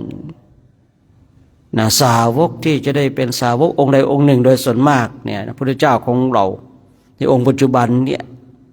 สาวกทั้งหลายจะได้รับคำพยากรณ์พระสิทธิมหาสาวกทั้งหลายเนี่ยจะได้รับคำพยากรณ์จากพระพุทธเจ้าปทุมมุตตะคืนนี้ในการพยากรณ์ว่าแสนกับในภายภาคหน้าจะได้เป็นสาวกเช่นนั้นเช่นนี้เนี่ยแต่เราลองไปเปิดดูบางทีพระพุทธเจ้าปทุมมุตตะเนี่ยนะอยู่ในลำดับที่เท่าไรของพระพุทธเจ้า28 พระองค์ในเรื่องเวลาตรงนี้ที่ผมเคยคุยช่วงที่พยากรณ์สาวกทำไมมันน้อยนิดเดียวนะแต่ช่วงที่เราคุยเรื่องของการอุบัติขึ้นของพระพุทธเจ้าทำไมระยะเวลามันมากเหลือเกินเวลาพระพุทธเจ้าพยากรณ์สาวกในภายภาคหน้าแสนกับมนุษย์นี้ก็จะได้เป็นเนี่ยอย่างพระกังขาเรวตะนี่จะได้เป็นสาวกผู้ที่เป็นเอตตัคคะในด้านการเพ่งฌานทั้งโลกียะและโลกุตตระแต่เรามาดูในเรื่องของพระพุทธเจ้าลำดับของพระพุทธเจ้าทำไมนานเหลือเกินแต่เมื่อพระพุทธเจ้าเนี่ยปทุมมุตตะได้พยากรณ์แล้วเรื่องของสาวกทำไมสั้นเหลือเกินอันนี้ลองให้ท่านทั้งหลายลองไปศึกษาไปเรียนรู้ไปทำความเข้าใจว่าเวลาที่พระพุทธเจ้าทรงพยากรณ์สาวกเวลาสั้นเวลาน้อยระยะเวลาน้อยเหลือเกินแต่ว่าถ้าเรามองในเรื่องของลำดับของพระพุทธเจ้าทำไมเวลานานเหลือเกินพระเจ้าจะอุบัติขึ้นแต่ละพระองค์เนี่ยเราลองคิดดูนะถ้าเรามองในเรื่องของพระพุทธเจ้าเนี่ยตั้งแต่พระพุทธเจ้าปทุมมุตตะผ่านมาพระพุทธเจ้ากี่พระองค์กว่าจะมาถึงพระพุทธเจ้าองค์ปัจจุบันแต่ถ้าเรามองในเรื่องเวลาของสาวกแสนกับในภายภาคหน้ามนุษย์นี้เนี่ยก็จะได้เป็นสาวกองค์สำคัญของพระพุทธเจ้าโคตมะจะได้รับเป็นเอตตัคคะในเรื่องของการเพ่งฌานผู้เพ่งฌานทั้งโลกียะและโลกุตตระเนี่ยตรงนี้ให้ท่านทั้งหลายลงไปศึกษาลองไปพิจารณาไตร่ตรองดูว่าถ้าเรามองในฝ่ายของสาวกเวลาน้อยเนาะที่พระเจ้าได้พยากรณ์แต่ถ้าเรามองลำดับของพระพุทธเจ้าแล้วทำไมเนี่ยนานเหลือเกินเนี่ยคืนนี้มานพนี้เนี่ยทำบุญอยู่7 วันเนี่ย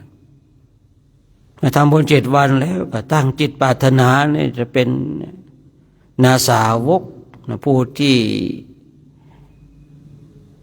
ได้รับกรรมยากรเนี่ยได้เป็นผู้ที่เพ่งฌาน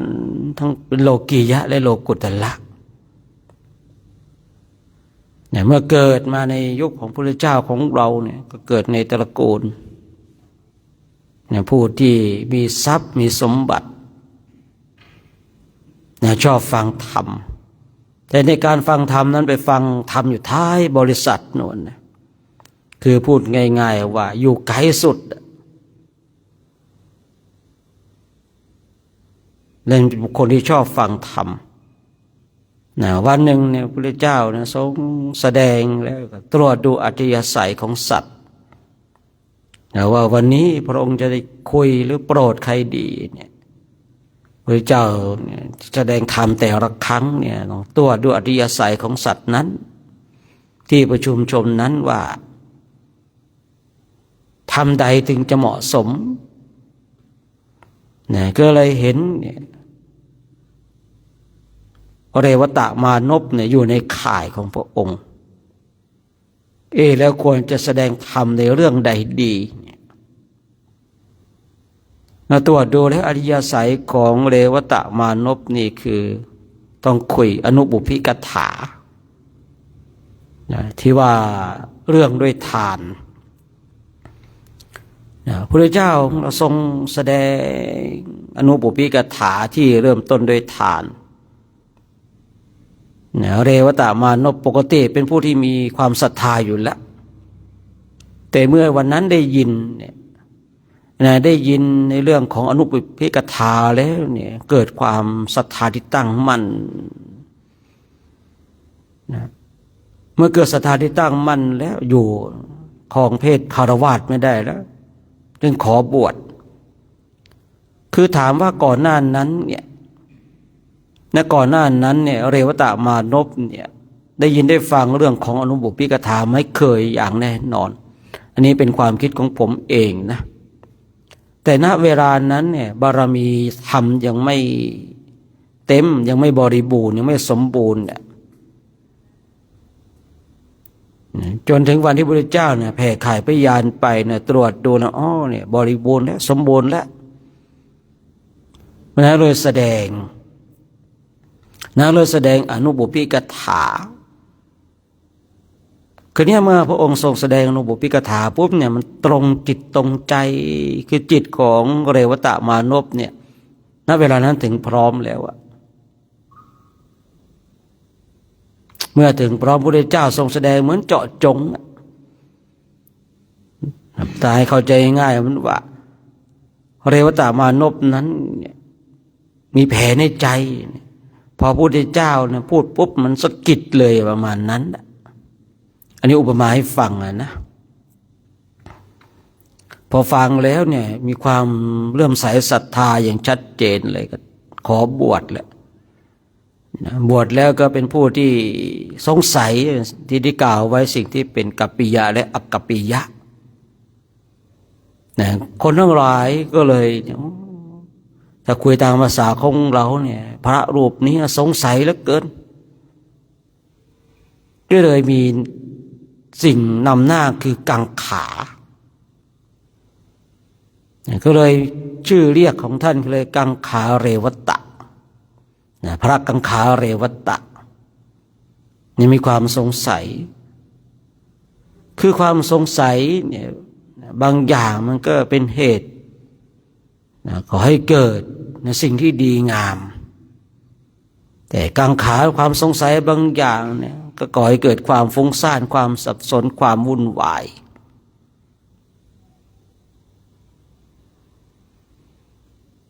คราวนี้ย้อนกลับมาตรงที่ว่าที่ผมบอกว่าก่อนหน้านั้นเนี่ยพระเจ้าเนี่ย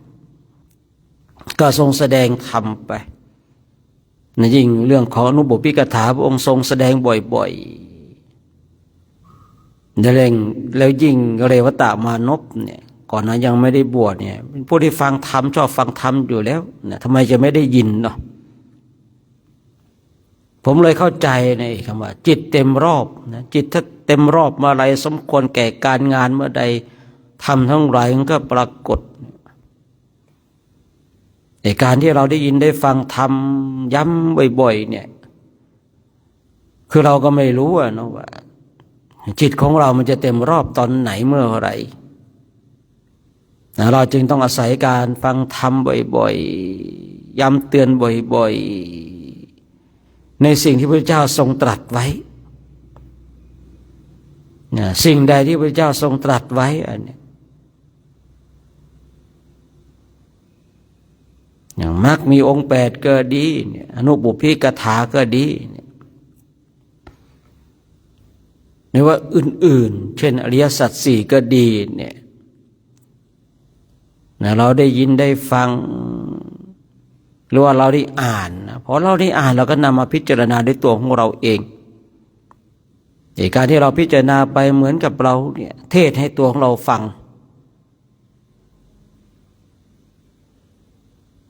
หรือว่าเราแสดงธรรม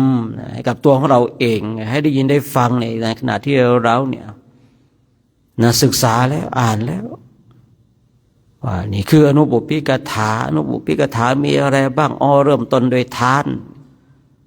ภาวนาเรื่องของการให้ทานเนี่ยเราก็พิจารณาไปเหมือนกับเราเทศให้กับตัวของเราเอง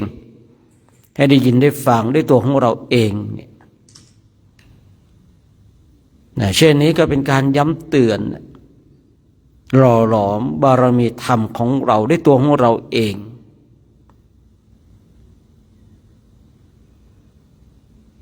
คือมาในยุคของเรานี่เนี่ยคือพูดง่ายๆว่าพระพุทธเจ้าของเราก็เข้าสู่พระปรินิพพานนานแล้วเนี่ยเราก็ไม่รู้เนาะครูบาอาจารย์ท่านใดท่านรู้วาระจิตมีเจตนาที่จะนู่นนี่นั่นสำหรับเราหรือเปล่าเนาะสิ่งสำคัญที่สุดสิ่งที่ดีที่สุดเนี่ยคือเราเนี่ยมาแสดงธรรมนะ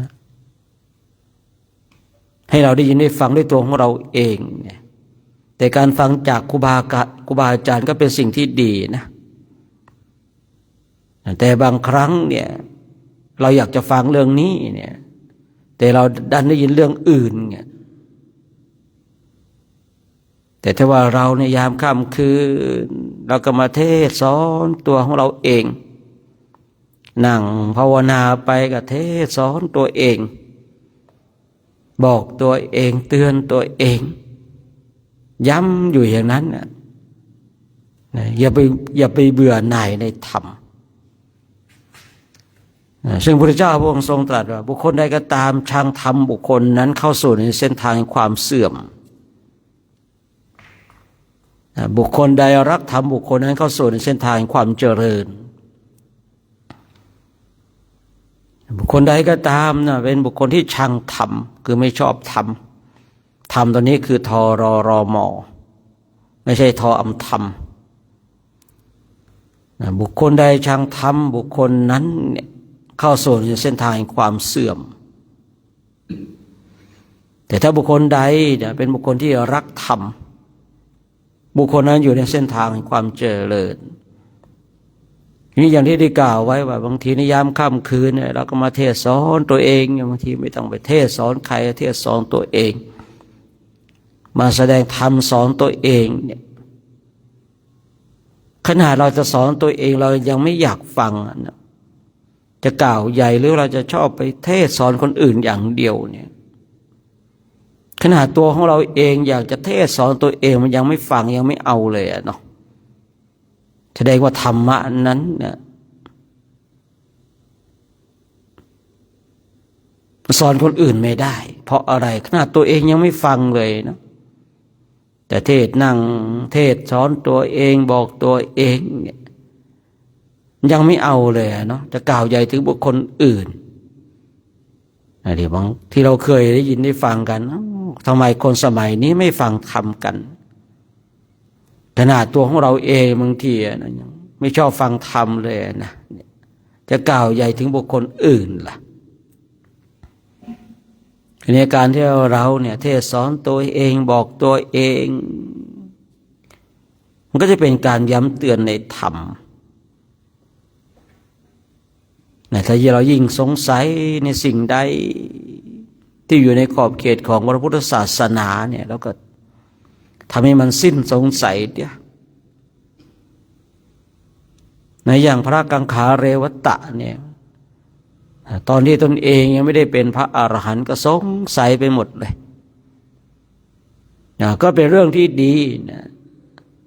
ที่ว่าพระวินัยบางข้อบางอย่างเนี่ยเกิดจากความสงสัยของพระกังขาเรวตะแต่เมื่อตนเองเนี่ยรู้ว่าพระกังขาเรวตะได้บรรลุเป็นพระอรหันต์แล้วก็มันไม่มีอะไรสงสัยแล้วเนาะนะแต่คนทั้งหลายก็ยังเรียกท่านว่ากังขาพระกังขาเรวตะสะสมบุญและบารมีมาตั้งจิตปณิธานที่ได้กล่าวไว้ว่าพระพุทธเจ้าปทุมมุตตระนู่นผมชอบใจมากเลยนะไอ้การทำบุญของข้าพเจ้าของผมในครั้งนี้ไม่ได้หวังสมบัติอันอื่นผมชอบใจมากผมชอบศึกษาอ่านในประวัติของสาวกยิ่งพระอสิติมหาสาวกแล้วเนี่ยทำบุญกุศลเนี่ยเวลาที่ตัวเองจะตั้งจิตก็จะกล่าวว่าบุญกุศลที่ข้าพเจ้าทำไม่ได้ปรารถนาทรัพย์สมบัติอย่างอื่นเลยมีความปรารถนาที่อยากจะเป็นดังสาวกเช่นนี้เนี่ยผมชอบใจมากเลยนะชอบใจในคำเนี้ยคือคนทั้งหลายเวลาทำบุญปรารถนาเป็นเท้าสักกะบ้างปรารถนาความร่ำรวยบ้างปรารถนาให้ได้สามีดีบ้างปรารถนาให้ได้ภรรยาดีบ้างปรารถนาให้ได้ลูกที่ดีบ้างแต่สำหรับบางคนบางท่านแล้วเนี่ยอย่างเช่นเนี่ยเรวตะมานพเนี่ยคือได้ถวายทานต่อพระพุทธเจ้าเนี่ย7 วันด้วยกันนะ7 วันด้วยกันพอถวายทานอยู่7 วันเนี่ยครบแล้วก็ตั้งจิตปรารถนาเนี่ยอย่างที่เมื่อวานเนี่ยพระภากุระเนี่ยได้เพียงแต่ถวายยาปรุงยาถวายพระพุทธเจ้าแล้วตั้งจิตปรารถนามีน้อยนะมีน้อยที่แบบทำบุญเพียงครั้งเดียวแล้วตั้งจิตปรารถนาแต่โดยส่วนมากเนี่ยจะทำบุญ7 วันบางทีนะ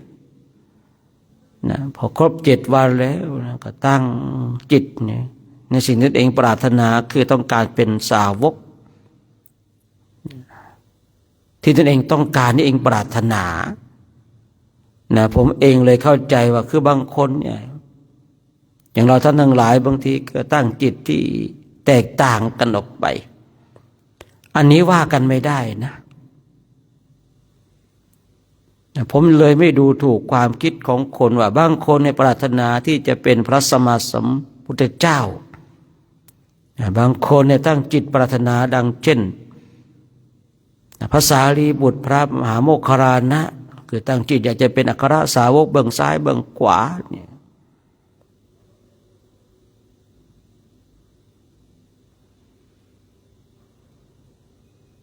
อันนี้ไม่ผิดเป็นสิ่งที่ดีนะแต่เราต้องยอมรับนะความทุกข์ที่จะเกิดขึ้นนะกับคำว่าการเกิดทุกข์คราเป็นทุกข์ร่ำไปให้ได้นะถ้าเราตั้งจิตปรารถนาที่จะเป็นพระพุทธเจ้าก็ดีอัครสาวกเบื้องซ้ายเบื้องขวาก็ดีหรือว่าพระอสิติมหาสาวกเนี่ยอันนี้ไม่ผิดท่านทั้งหลายแต่สิ่งหนึ่งที่เราจะต้องยอมรับให้ได้ในคำว่าการเกิดทุกข์คราวเป็นทุกข์ร่ำไปให้ได้นะถ้าเราตั้งจิตถึงที่ผมได้กล่าวไว้เนี่ยสิ่งหนึ่งที่เราจะต้องยอมรับไม่ได้คือกับคำที่ว่าการเกิดทุกข์คราวเป็นทุกข์ร่ำไปแต่ถ้าเรากลัวความทุกข์เนี่ยเราก็ไม่ต้องเกิดเมื่อเราไม่ต้องเกิดเราก็ต้องตัดในสิ่งที่เราปรารถนาเช่นอยากจะเป็นพระพุทธเจ้าก็ตัดทิ้งไปอยากจะเป็นอัครสาวกเบื้องซ้ายเบื้องขวาก็ตัดทิ้งไปมุ่งตรงต่ออริยมรรคอริยผล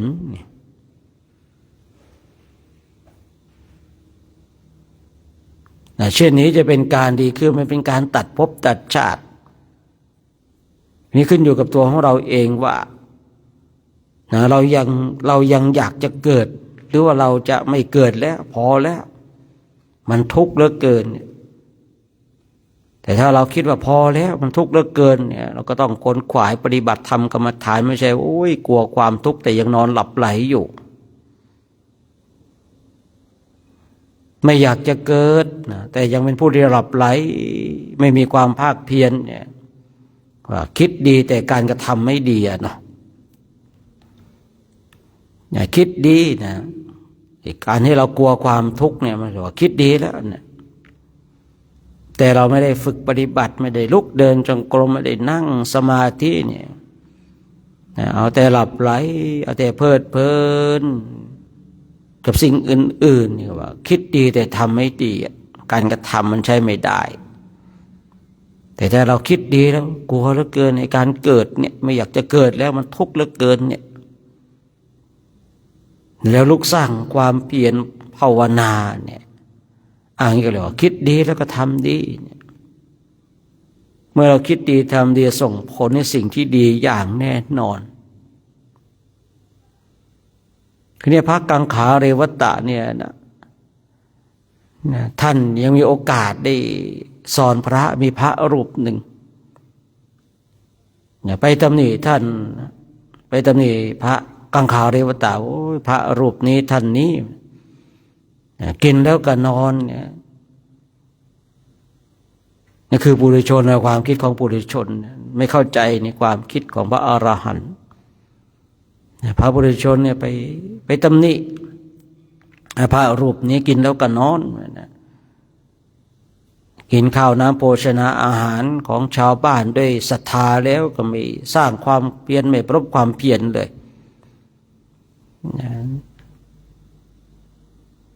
วันหนึ่งนะพระกังขาเรวตะก็เลยอยากจะสอนนะเพราะว่าพระรูปนี้เนี่ยเป็นคนขยันพูดง่ายกวาดลานวัดทั้งวันนะจับไม่กวาดอยู่อย่างนั้นนะไอ้ที่กวาดลานวัดเนี่ยเป็นสิ่งที่ดีเนี่ยแต่ลืมกวาดใจของตนเองเนี่ยกวาดไปกวาดมาน่าจะได้บุญแต่กวาดไปกวาดมาเกิดทิฏฐิว่าตนเองเนี่ยทำความสะอาดก่อให้เกิดทิฏฐิก่อให้เกิดมานะก่อให้เกิดอัตตาตัวตนบางทีเนี่ยคนเราเนี่ยบางทีมันเกิดอัตตาตัวตนในสิ่งที่ตนเองทำโดยไม่รู้ตัวเช่นพระท่านเนี่ยกวาดลานวัดไปกวาดไปกวาดมากวาดมากวาดไปเกิดทิฏฐิว่าเกิดมานะของตนเองทีนี้ก็เฝ้าไปตำหนิของคนอื่นไปเฝ้าตำหนิองค์นั้นคนนั้นองค์นั้นเป็นอย่างนั้นองค์นี้เป็นอย่างนี้ไม่รู้ความโน่นนี่นั่นสารพัดเลยนี่เขาเรียกว่าทำดีแต่ถูกความดีนั้นก่อให้เกิดทิฏฐิเกิดมานะไม่ใช่ว่าเราทำดีแล้วเนี่ยมันจะไปก่อให้เกิดทิฏฐิเกิดมานะนะถ้ามันไม่ถูกต้องจิตไม่ถูกจัดระบบที่ดีเนี่ยความดีนั้นแหละที่จะนำเราไปสู่สิ่งที่ไม่ดีเพราะเราวางจิตของเราไม่ถูกต้องเนี่ยไอ้อย่างพระท่านเนี้ยกวาดลานวัดดีไหมดีนะกวาดเสนาสนะทำความสะอาดเสนาสนะดีไหมดีแต่สิ่งที่ไม่ดีคือกวาดไปกวาดมาเกิดทิฏฐิเกิดมานะแล้วก็ไปตำหนิติเตียนคนทั้งหลายอันนี้เราไม่ดีละในวันหนึ่งพระกังขาเรวตะก็อยากจะสอนก็เทศสอนบอกกล่าวเนี่ยจนพระท่านนี้เนี่ยเข้าใจในหลักธรรมเข้าใจในคำสั่งสอนขององค์สมเด็จพระสัมมาสัมพุทธเจ้าที่ผมเคยคุยเนี่ยการเดินจงกรมการนั่งสมาธิเนี่ยการทำสิ่งที่อยู่ในขอบเขตของพุทธศาสนาเราทำเพื่ออะไรทำเพื่อที่จะมาทำลายกิเลสที่มันนอนเนื่องอยู่ในจิตตสันดานของเราแต่ถ้าเราทำเนี่ยเดินจงกรมนั่งสมาธิหรือว่าสิ่งอื่นๆที่อยู่ในขอบเขตของพุทธศาสนาทำแล้วเกิดทิฏฐิเกิดมานะเกิดอัตตาตัวตนเราต้องปรับจิตใหม่ ปรับจิตของเราให้ถูกต้องถ้าเราปรับจิตของเราไม่ถูกต้องเนี่ยไอการกระทำเหล่านั้นเนี่ยมันจะเป็นเครื่องนำพาให้กับเราเนี่ยหลงผิดทำความดีนะดีแต่ถ้าลงในสิ่งที่ตนเองทำเนี่ยมันไม่ดี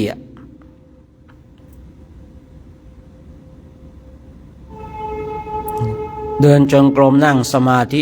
ดีมากๆด้วยแต่ว่าเมื่อเดินจงกรมนั่งสมาธิแล้วเนี่ยมีทิฏฐิมีมานะแบบนี้ไม่ดีเลยนะ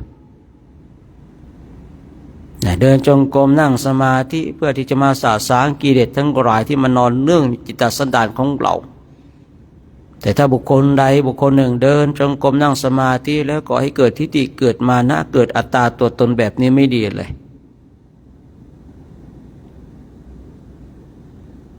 ฉะนั้นในเช้าวันนี้ก็ต้องฝากไว้ให้เราเป็นผู้ที่บำเพ็ญเพียรภาวนาไปในวันนี้ก็เลยนำเรื่องพระกังขาเรวตะมาพูดมาคุยซึ่งพระเจ้าพระองค์ก็ทรงยกย่องเป็นเอตทัคคะในด้านของการเพ่งฌานทั้งโลกียะและโลกุตละและฌานที่เป็นพุทธวิสัยเนี่ยพระกังขาเรวตะก็เข้าได้นะเช่นพุทธเจ้าเลยนะท่านทั้งหลายฌานที่อยู่ในพุทธวิสัยของพระพุทธเจ้าเนี่ยพระกังขาเรวตะนี่เข้าได้แล้วนะเหมือนกับพระพุทธเจ้าเลยนะถ้าเราได้ศึกษาในพระไตรปิฎกเราก็จะได้เห็นได้ยินได้ฟังเอาอย่างเช่นพระสารีบุตรเนี่ยแสดงธรรมแสดงพระธรรมจักรเทียบเท่ากับพระพุทธเจ้าเลยนะพระพุทธเจ้าทรงแสดงอย่างไรพระสารีบุตรก็แสดงได้อย่างนั้นเหมือนกันอย่างพระกังขาเรวตะเนี่ยเข้าฌานที่เป็นพุทธวิสัยได้อย่างไรพระพุทธเจ้าเข้าได้อย่างไรเนี่ยพระกังขาเรวตะก็เข้าได้อย่างนั้นก็เลยนำเรื่องราวของพระกังขาเรวตะมาพูดมาคุยให้ได้ยินได้ฟังกันเพราะว่าการที่เราได้ศึกษาประวัติของพระพุทธเจ้าเนี่ยหรือว่าของสาวกของพระพุทธเจ้านี่มันมีข้อคิดมันมีเครื่องเตือนจิตเตือนใจได้หลายอย่างฉะนั้นในเช้าวันนี้เดี๋ยวพระพุทธเองจะยุติการใช้เสียงนะเพื่อเราท่านทั้งหลายได้นั่งบำเพ็ญเพียรภาวนาจนกว่าจะได้เวลาในการแผ่เมตตาที่เรานั่งภาวนากันสบายๆมีสติมีสัมปชัญญะอย่าปล่อยให้ความง่วงเหงาหานอนก็ครอบงำจนปิดบังปัญญาญาณของเรานะก็ฝากไว้ในช่วงเช้าของวันนี้นะ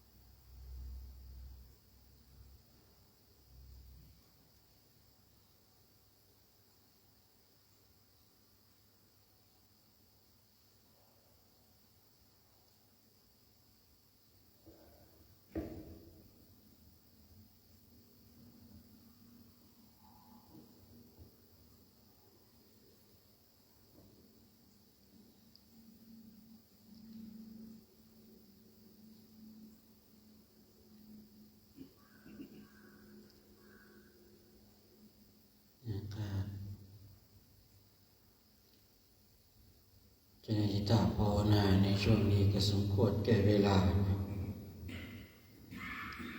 ท่านทั้งหลายทำความสุขตัวพร้อมน้อมจิตน้อมใจจิตที่เป็นบุญเป็นกุศลจะได้ร่วมกันแผ่เมตตากับสรรพสัตว์ทั้งหลายที่เป็นเพื่อนทุกเกิดแก่เจ็บตายของเราส่งพลังบุญพลังกุศลให้กับผู้มีอุปการะคุณมีบิดามารดาญาติสนิทมิตรสหายส่งพลังบุญไปพลังกุศลให้กับผู้ที่ได้ถวายตุปัจจัยถวายข้าวน้ำโภชนาอาหารที่ทำให้เราขับเคลื่อนมาถึงประเทศอินเดียเพื่อที่จะเข้ากราบสังเวชนียสถานทั้งสี่ให้เราเทวาอารักษ์เจ้ากรรมในายเวรทั้งหลายได้รับพลังบุญพลังกุศลจากเราที่เราได้นั่งมาเป็นเพียรภาวนาธรรมสวดมนต์เดินทุดงกันเนาะสัพเพสัตตาอาเวราโหนตุขอสัพพสัตว์ทั้งหลายทั้งปวงที่เป็นเปื้อนทุกข์เกิดแก่เจ็บตายด้วยการทั้งหมดทั้งสิ้นจงเป็นสุขเถิดอย่าได้เว้นต่อกันและกันเลยอาภยาปัจจาโหนตุจงเป็นสุขเถิดเบียนซึ่งกันและกันเลยอานิคาโหนตุจงเป็นสุขเถิดอย่าได้ความทุกข์กายทุกข์ใจเลยสุขีอัตตานังปริหารันตุสุขีแห่งความสุขกายสุขใจรักษาตนให้รอดพ้นจากทุกโทษเวทภัยอันตรายทั้งปวงจงทุกตัวหน้าเถิดตังปุญญาภารังไมหังสาเปภาคิภวันตุเตขอสัพพสัตว์ทั้งหลายทั้งปวงเหล่านั้นจงเป็นผู้มีส่วนได้เสวยผลบุญที่ข้าพเจ้าทั้งหลายได้บำเพ็ญแล้วนี้เถิ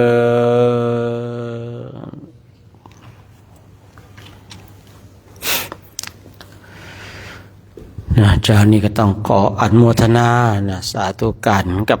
คณะพระภิกษุสงฆ์องค์สมณเณรแล้วก็แม่ชีอุบาสิกาเนาะแล้วก็ญาติโยมที่ชมและสดอยู่ทางบ้านนะเช้าวันนี้คณะพระภิกษุสงฆ์ก็ทำหน้าที่ของตนเองจบไปอีกช่วงหนึ่งนะอีกช่วงเวลาหนึ่งก็จะเป็นช่วงเวลาของการฉันข้าวเนี่ยอีกช่วงเวลาหนึ่งในปลายหน้าก็จะเป็นช่วงของการออกนะจาริกกันวันนี้คณะพระภิกษุสงฆ์ก็จะมุ่งสู่สวนตาลหนุ่มแหละนะไม่มีตาลแก่นะมีแต่ตาลหนุ่มอย่างเดียวเพราะว่าแก่ไม่ได้ฟ้าผ่าเขาว่ากันนะน่านะคนแก่ๆนะฟ้าน่าจะผ่าบ้างเนาะเนี่ยผ่าแต่ตาลแก่นะก็ว่าสวนตาลหนุ่มไม่มีตาลแก่ทำไม่มีตาลแก่เมื่อมันแก่แล้วฟ้าจะผ่าเขาว่ากันนะอย่างนี้เขาว่ากันนะ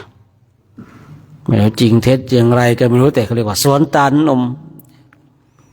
เป็นสถานที่ที่พระเจ้าพิมพิสารได้พบเจอที่มาเจอพระพุทธเจ้าตรงจุดนี้เนี่ยมาต้อนรับเข้าสู่กรุงราชคฤห์เนี่ยไม่รู้จะต้อนรับตรงไหนก็เลยมาตรงนี้เนี่ยมีอาณาเขตที่กว้าง เดี๋ยวเราก็จะได้ไปนะไปที่สวนตาลหนุ่มกันวันนี้ถึงแต่เราจะไปพักวัดไทยรัฐทิวันมหาวิหารไปพักที่นั่นกันแล้วเราก็จะได้ไปดูสถานที่ที่พระพุทธเจ้าทรงแสดงธรรมโปรดพระเจ้าเป็นพิสารพร้อมกับบริวารทั้ง11นหุต1นหุตนี่1นหุตนี่10,000เนาะนั่นก็110,000ชีวิต110,000ชีวิตนี่เนาะนั่งฟังธรรมพระพุทธเจ้าเนี่ยมีเรื่องถกเถียงกันว่าเนี่ย110,000เนี่ยได้ยินสิ่งที่พระพุทธเจ้าทรงแสดงได้อย่างไรเนาะเพราะว่าเครื่องขยายเสียงไม่มีอ่ะเนาะเนี่ยเครื่องขยายเสียงก็ไม่มีเนี่ยคนตั้งแสนคิดดูคน100,000อ่ะเนาะพระเจ้าทรงแสดงธรรมเนี่ยว่าคนด้านหน้าได้ยินอย่างไรคนด้านหลังก็ได้ยินเช่นนั้นนี่ของเราแค่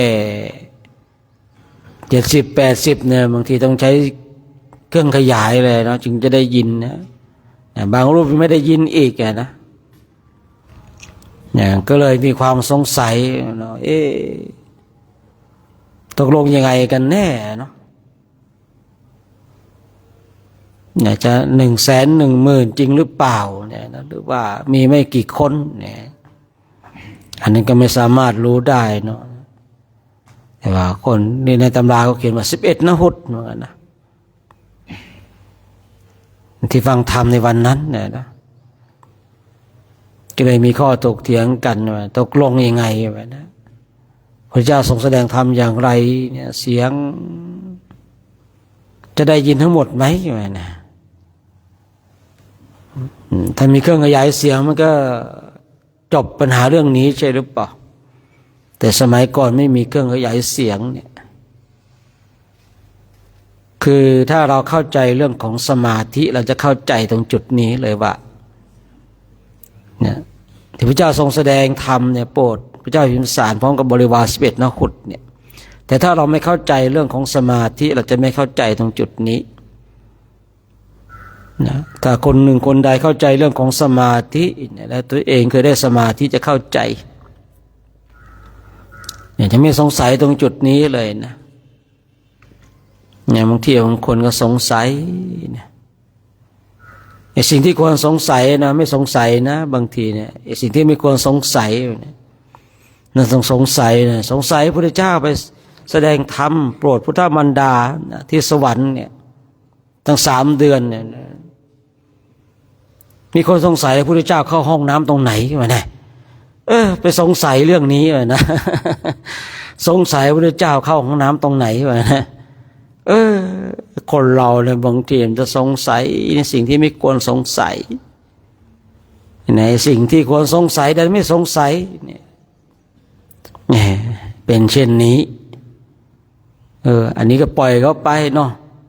เพราะว่าวันนี้เดี๋ยวเราก็จะได้เข้าสวนตาลหนุ่มกันจะได้ไปพักวัดไทยรัฐทิวันไปพักกันนะแล้วก็จะได้ไปดูไปเห็นสถานที่จริงนะอีกวันหนึ่งก็เข้าสู่กรุงราชคฤห์ละเข้าสู่กรุงราชคฤห์ก็มีเรื่องราวมากนะมีเรื่องราวมากว่าไงแม่ชีกับญาติโยมค่ะแม่ชีกับญาติโยม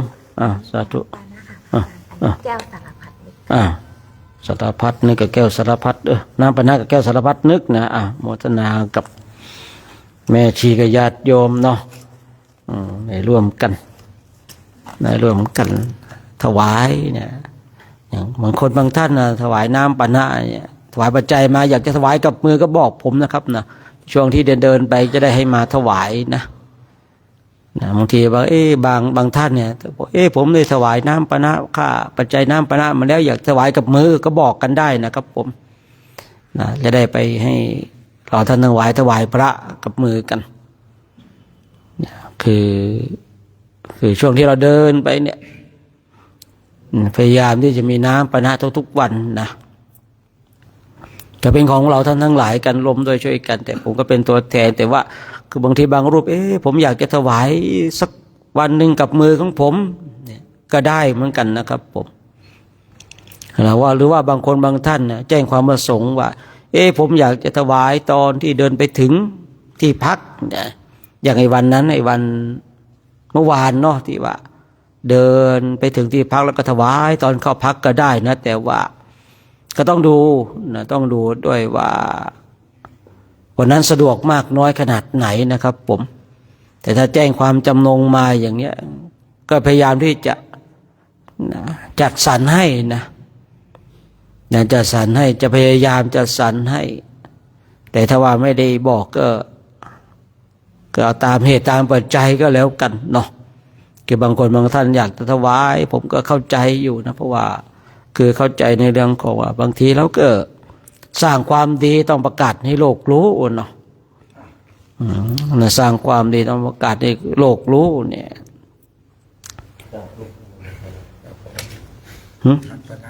น้ำปนะสาธุนะ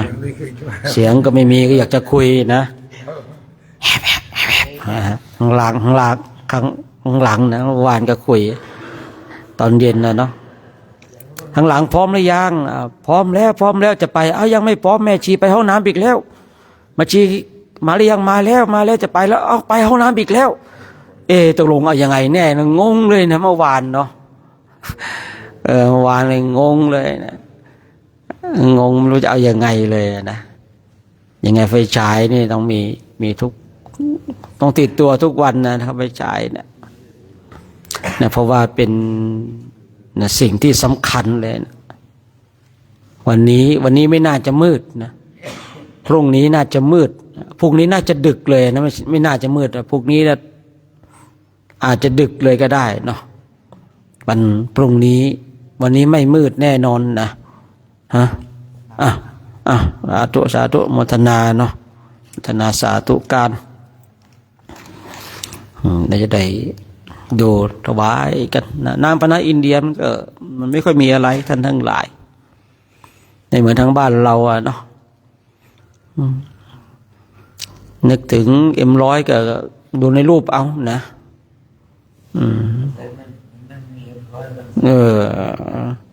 ไม่มีM100นะผมยังพกมา1 ขวดเลยนะ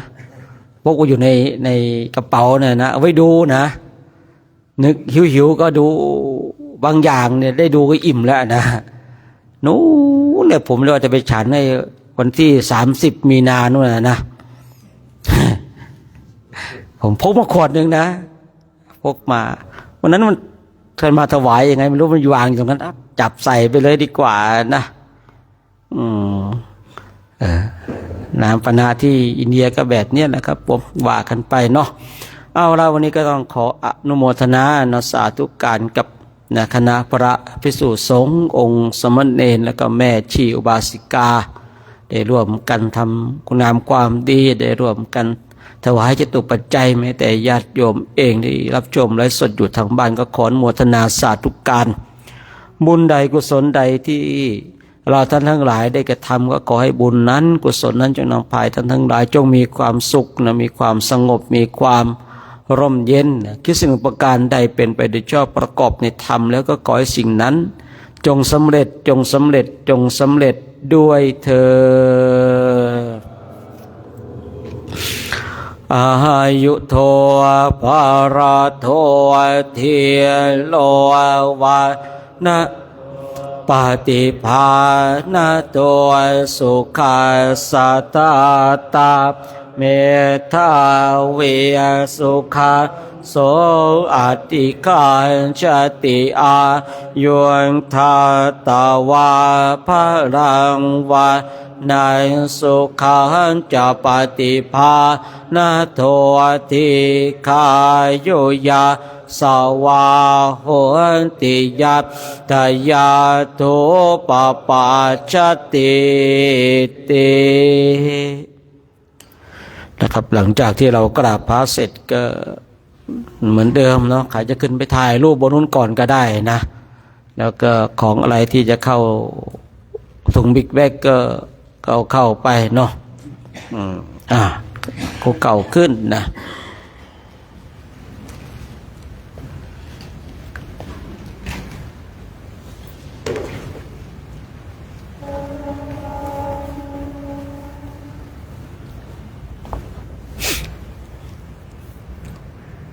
อะระหังสัมมาสัมพุทโธภะคะวาพุทธังภะคะวันตังอะภิวาเทมิสวากขาโตภะคะวะตาธัมโมธัมมังนามัสสามิโสปฏิปันโนภะคะวะโตสาวกสังโฆสังฆังนามามิ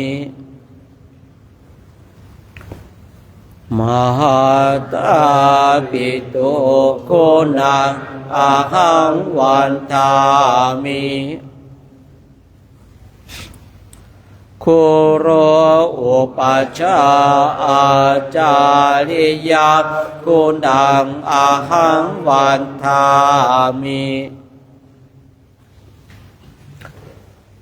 น้อมจิตน้อมใจกราบคุณครูบาอาจารย์พร้อมกัน3 ครั้งพร้อมแล้วกราบกราบ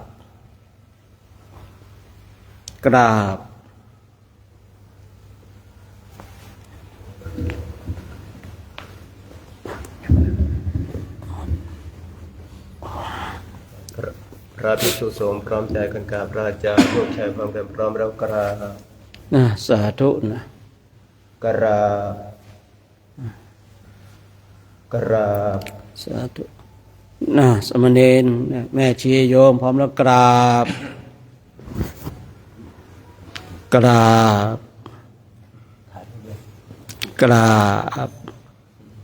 จะขอแป๊บหนึ่งนะถ้าจะเข้าห้องน้ำ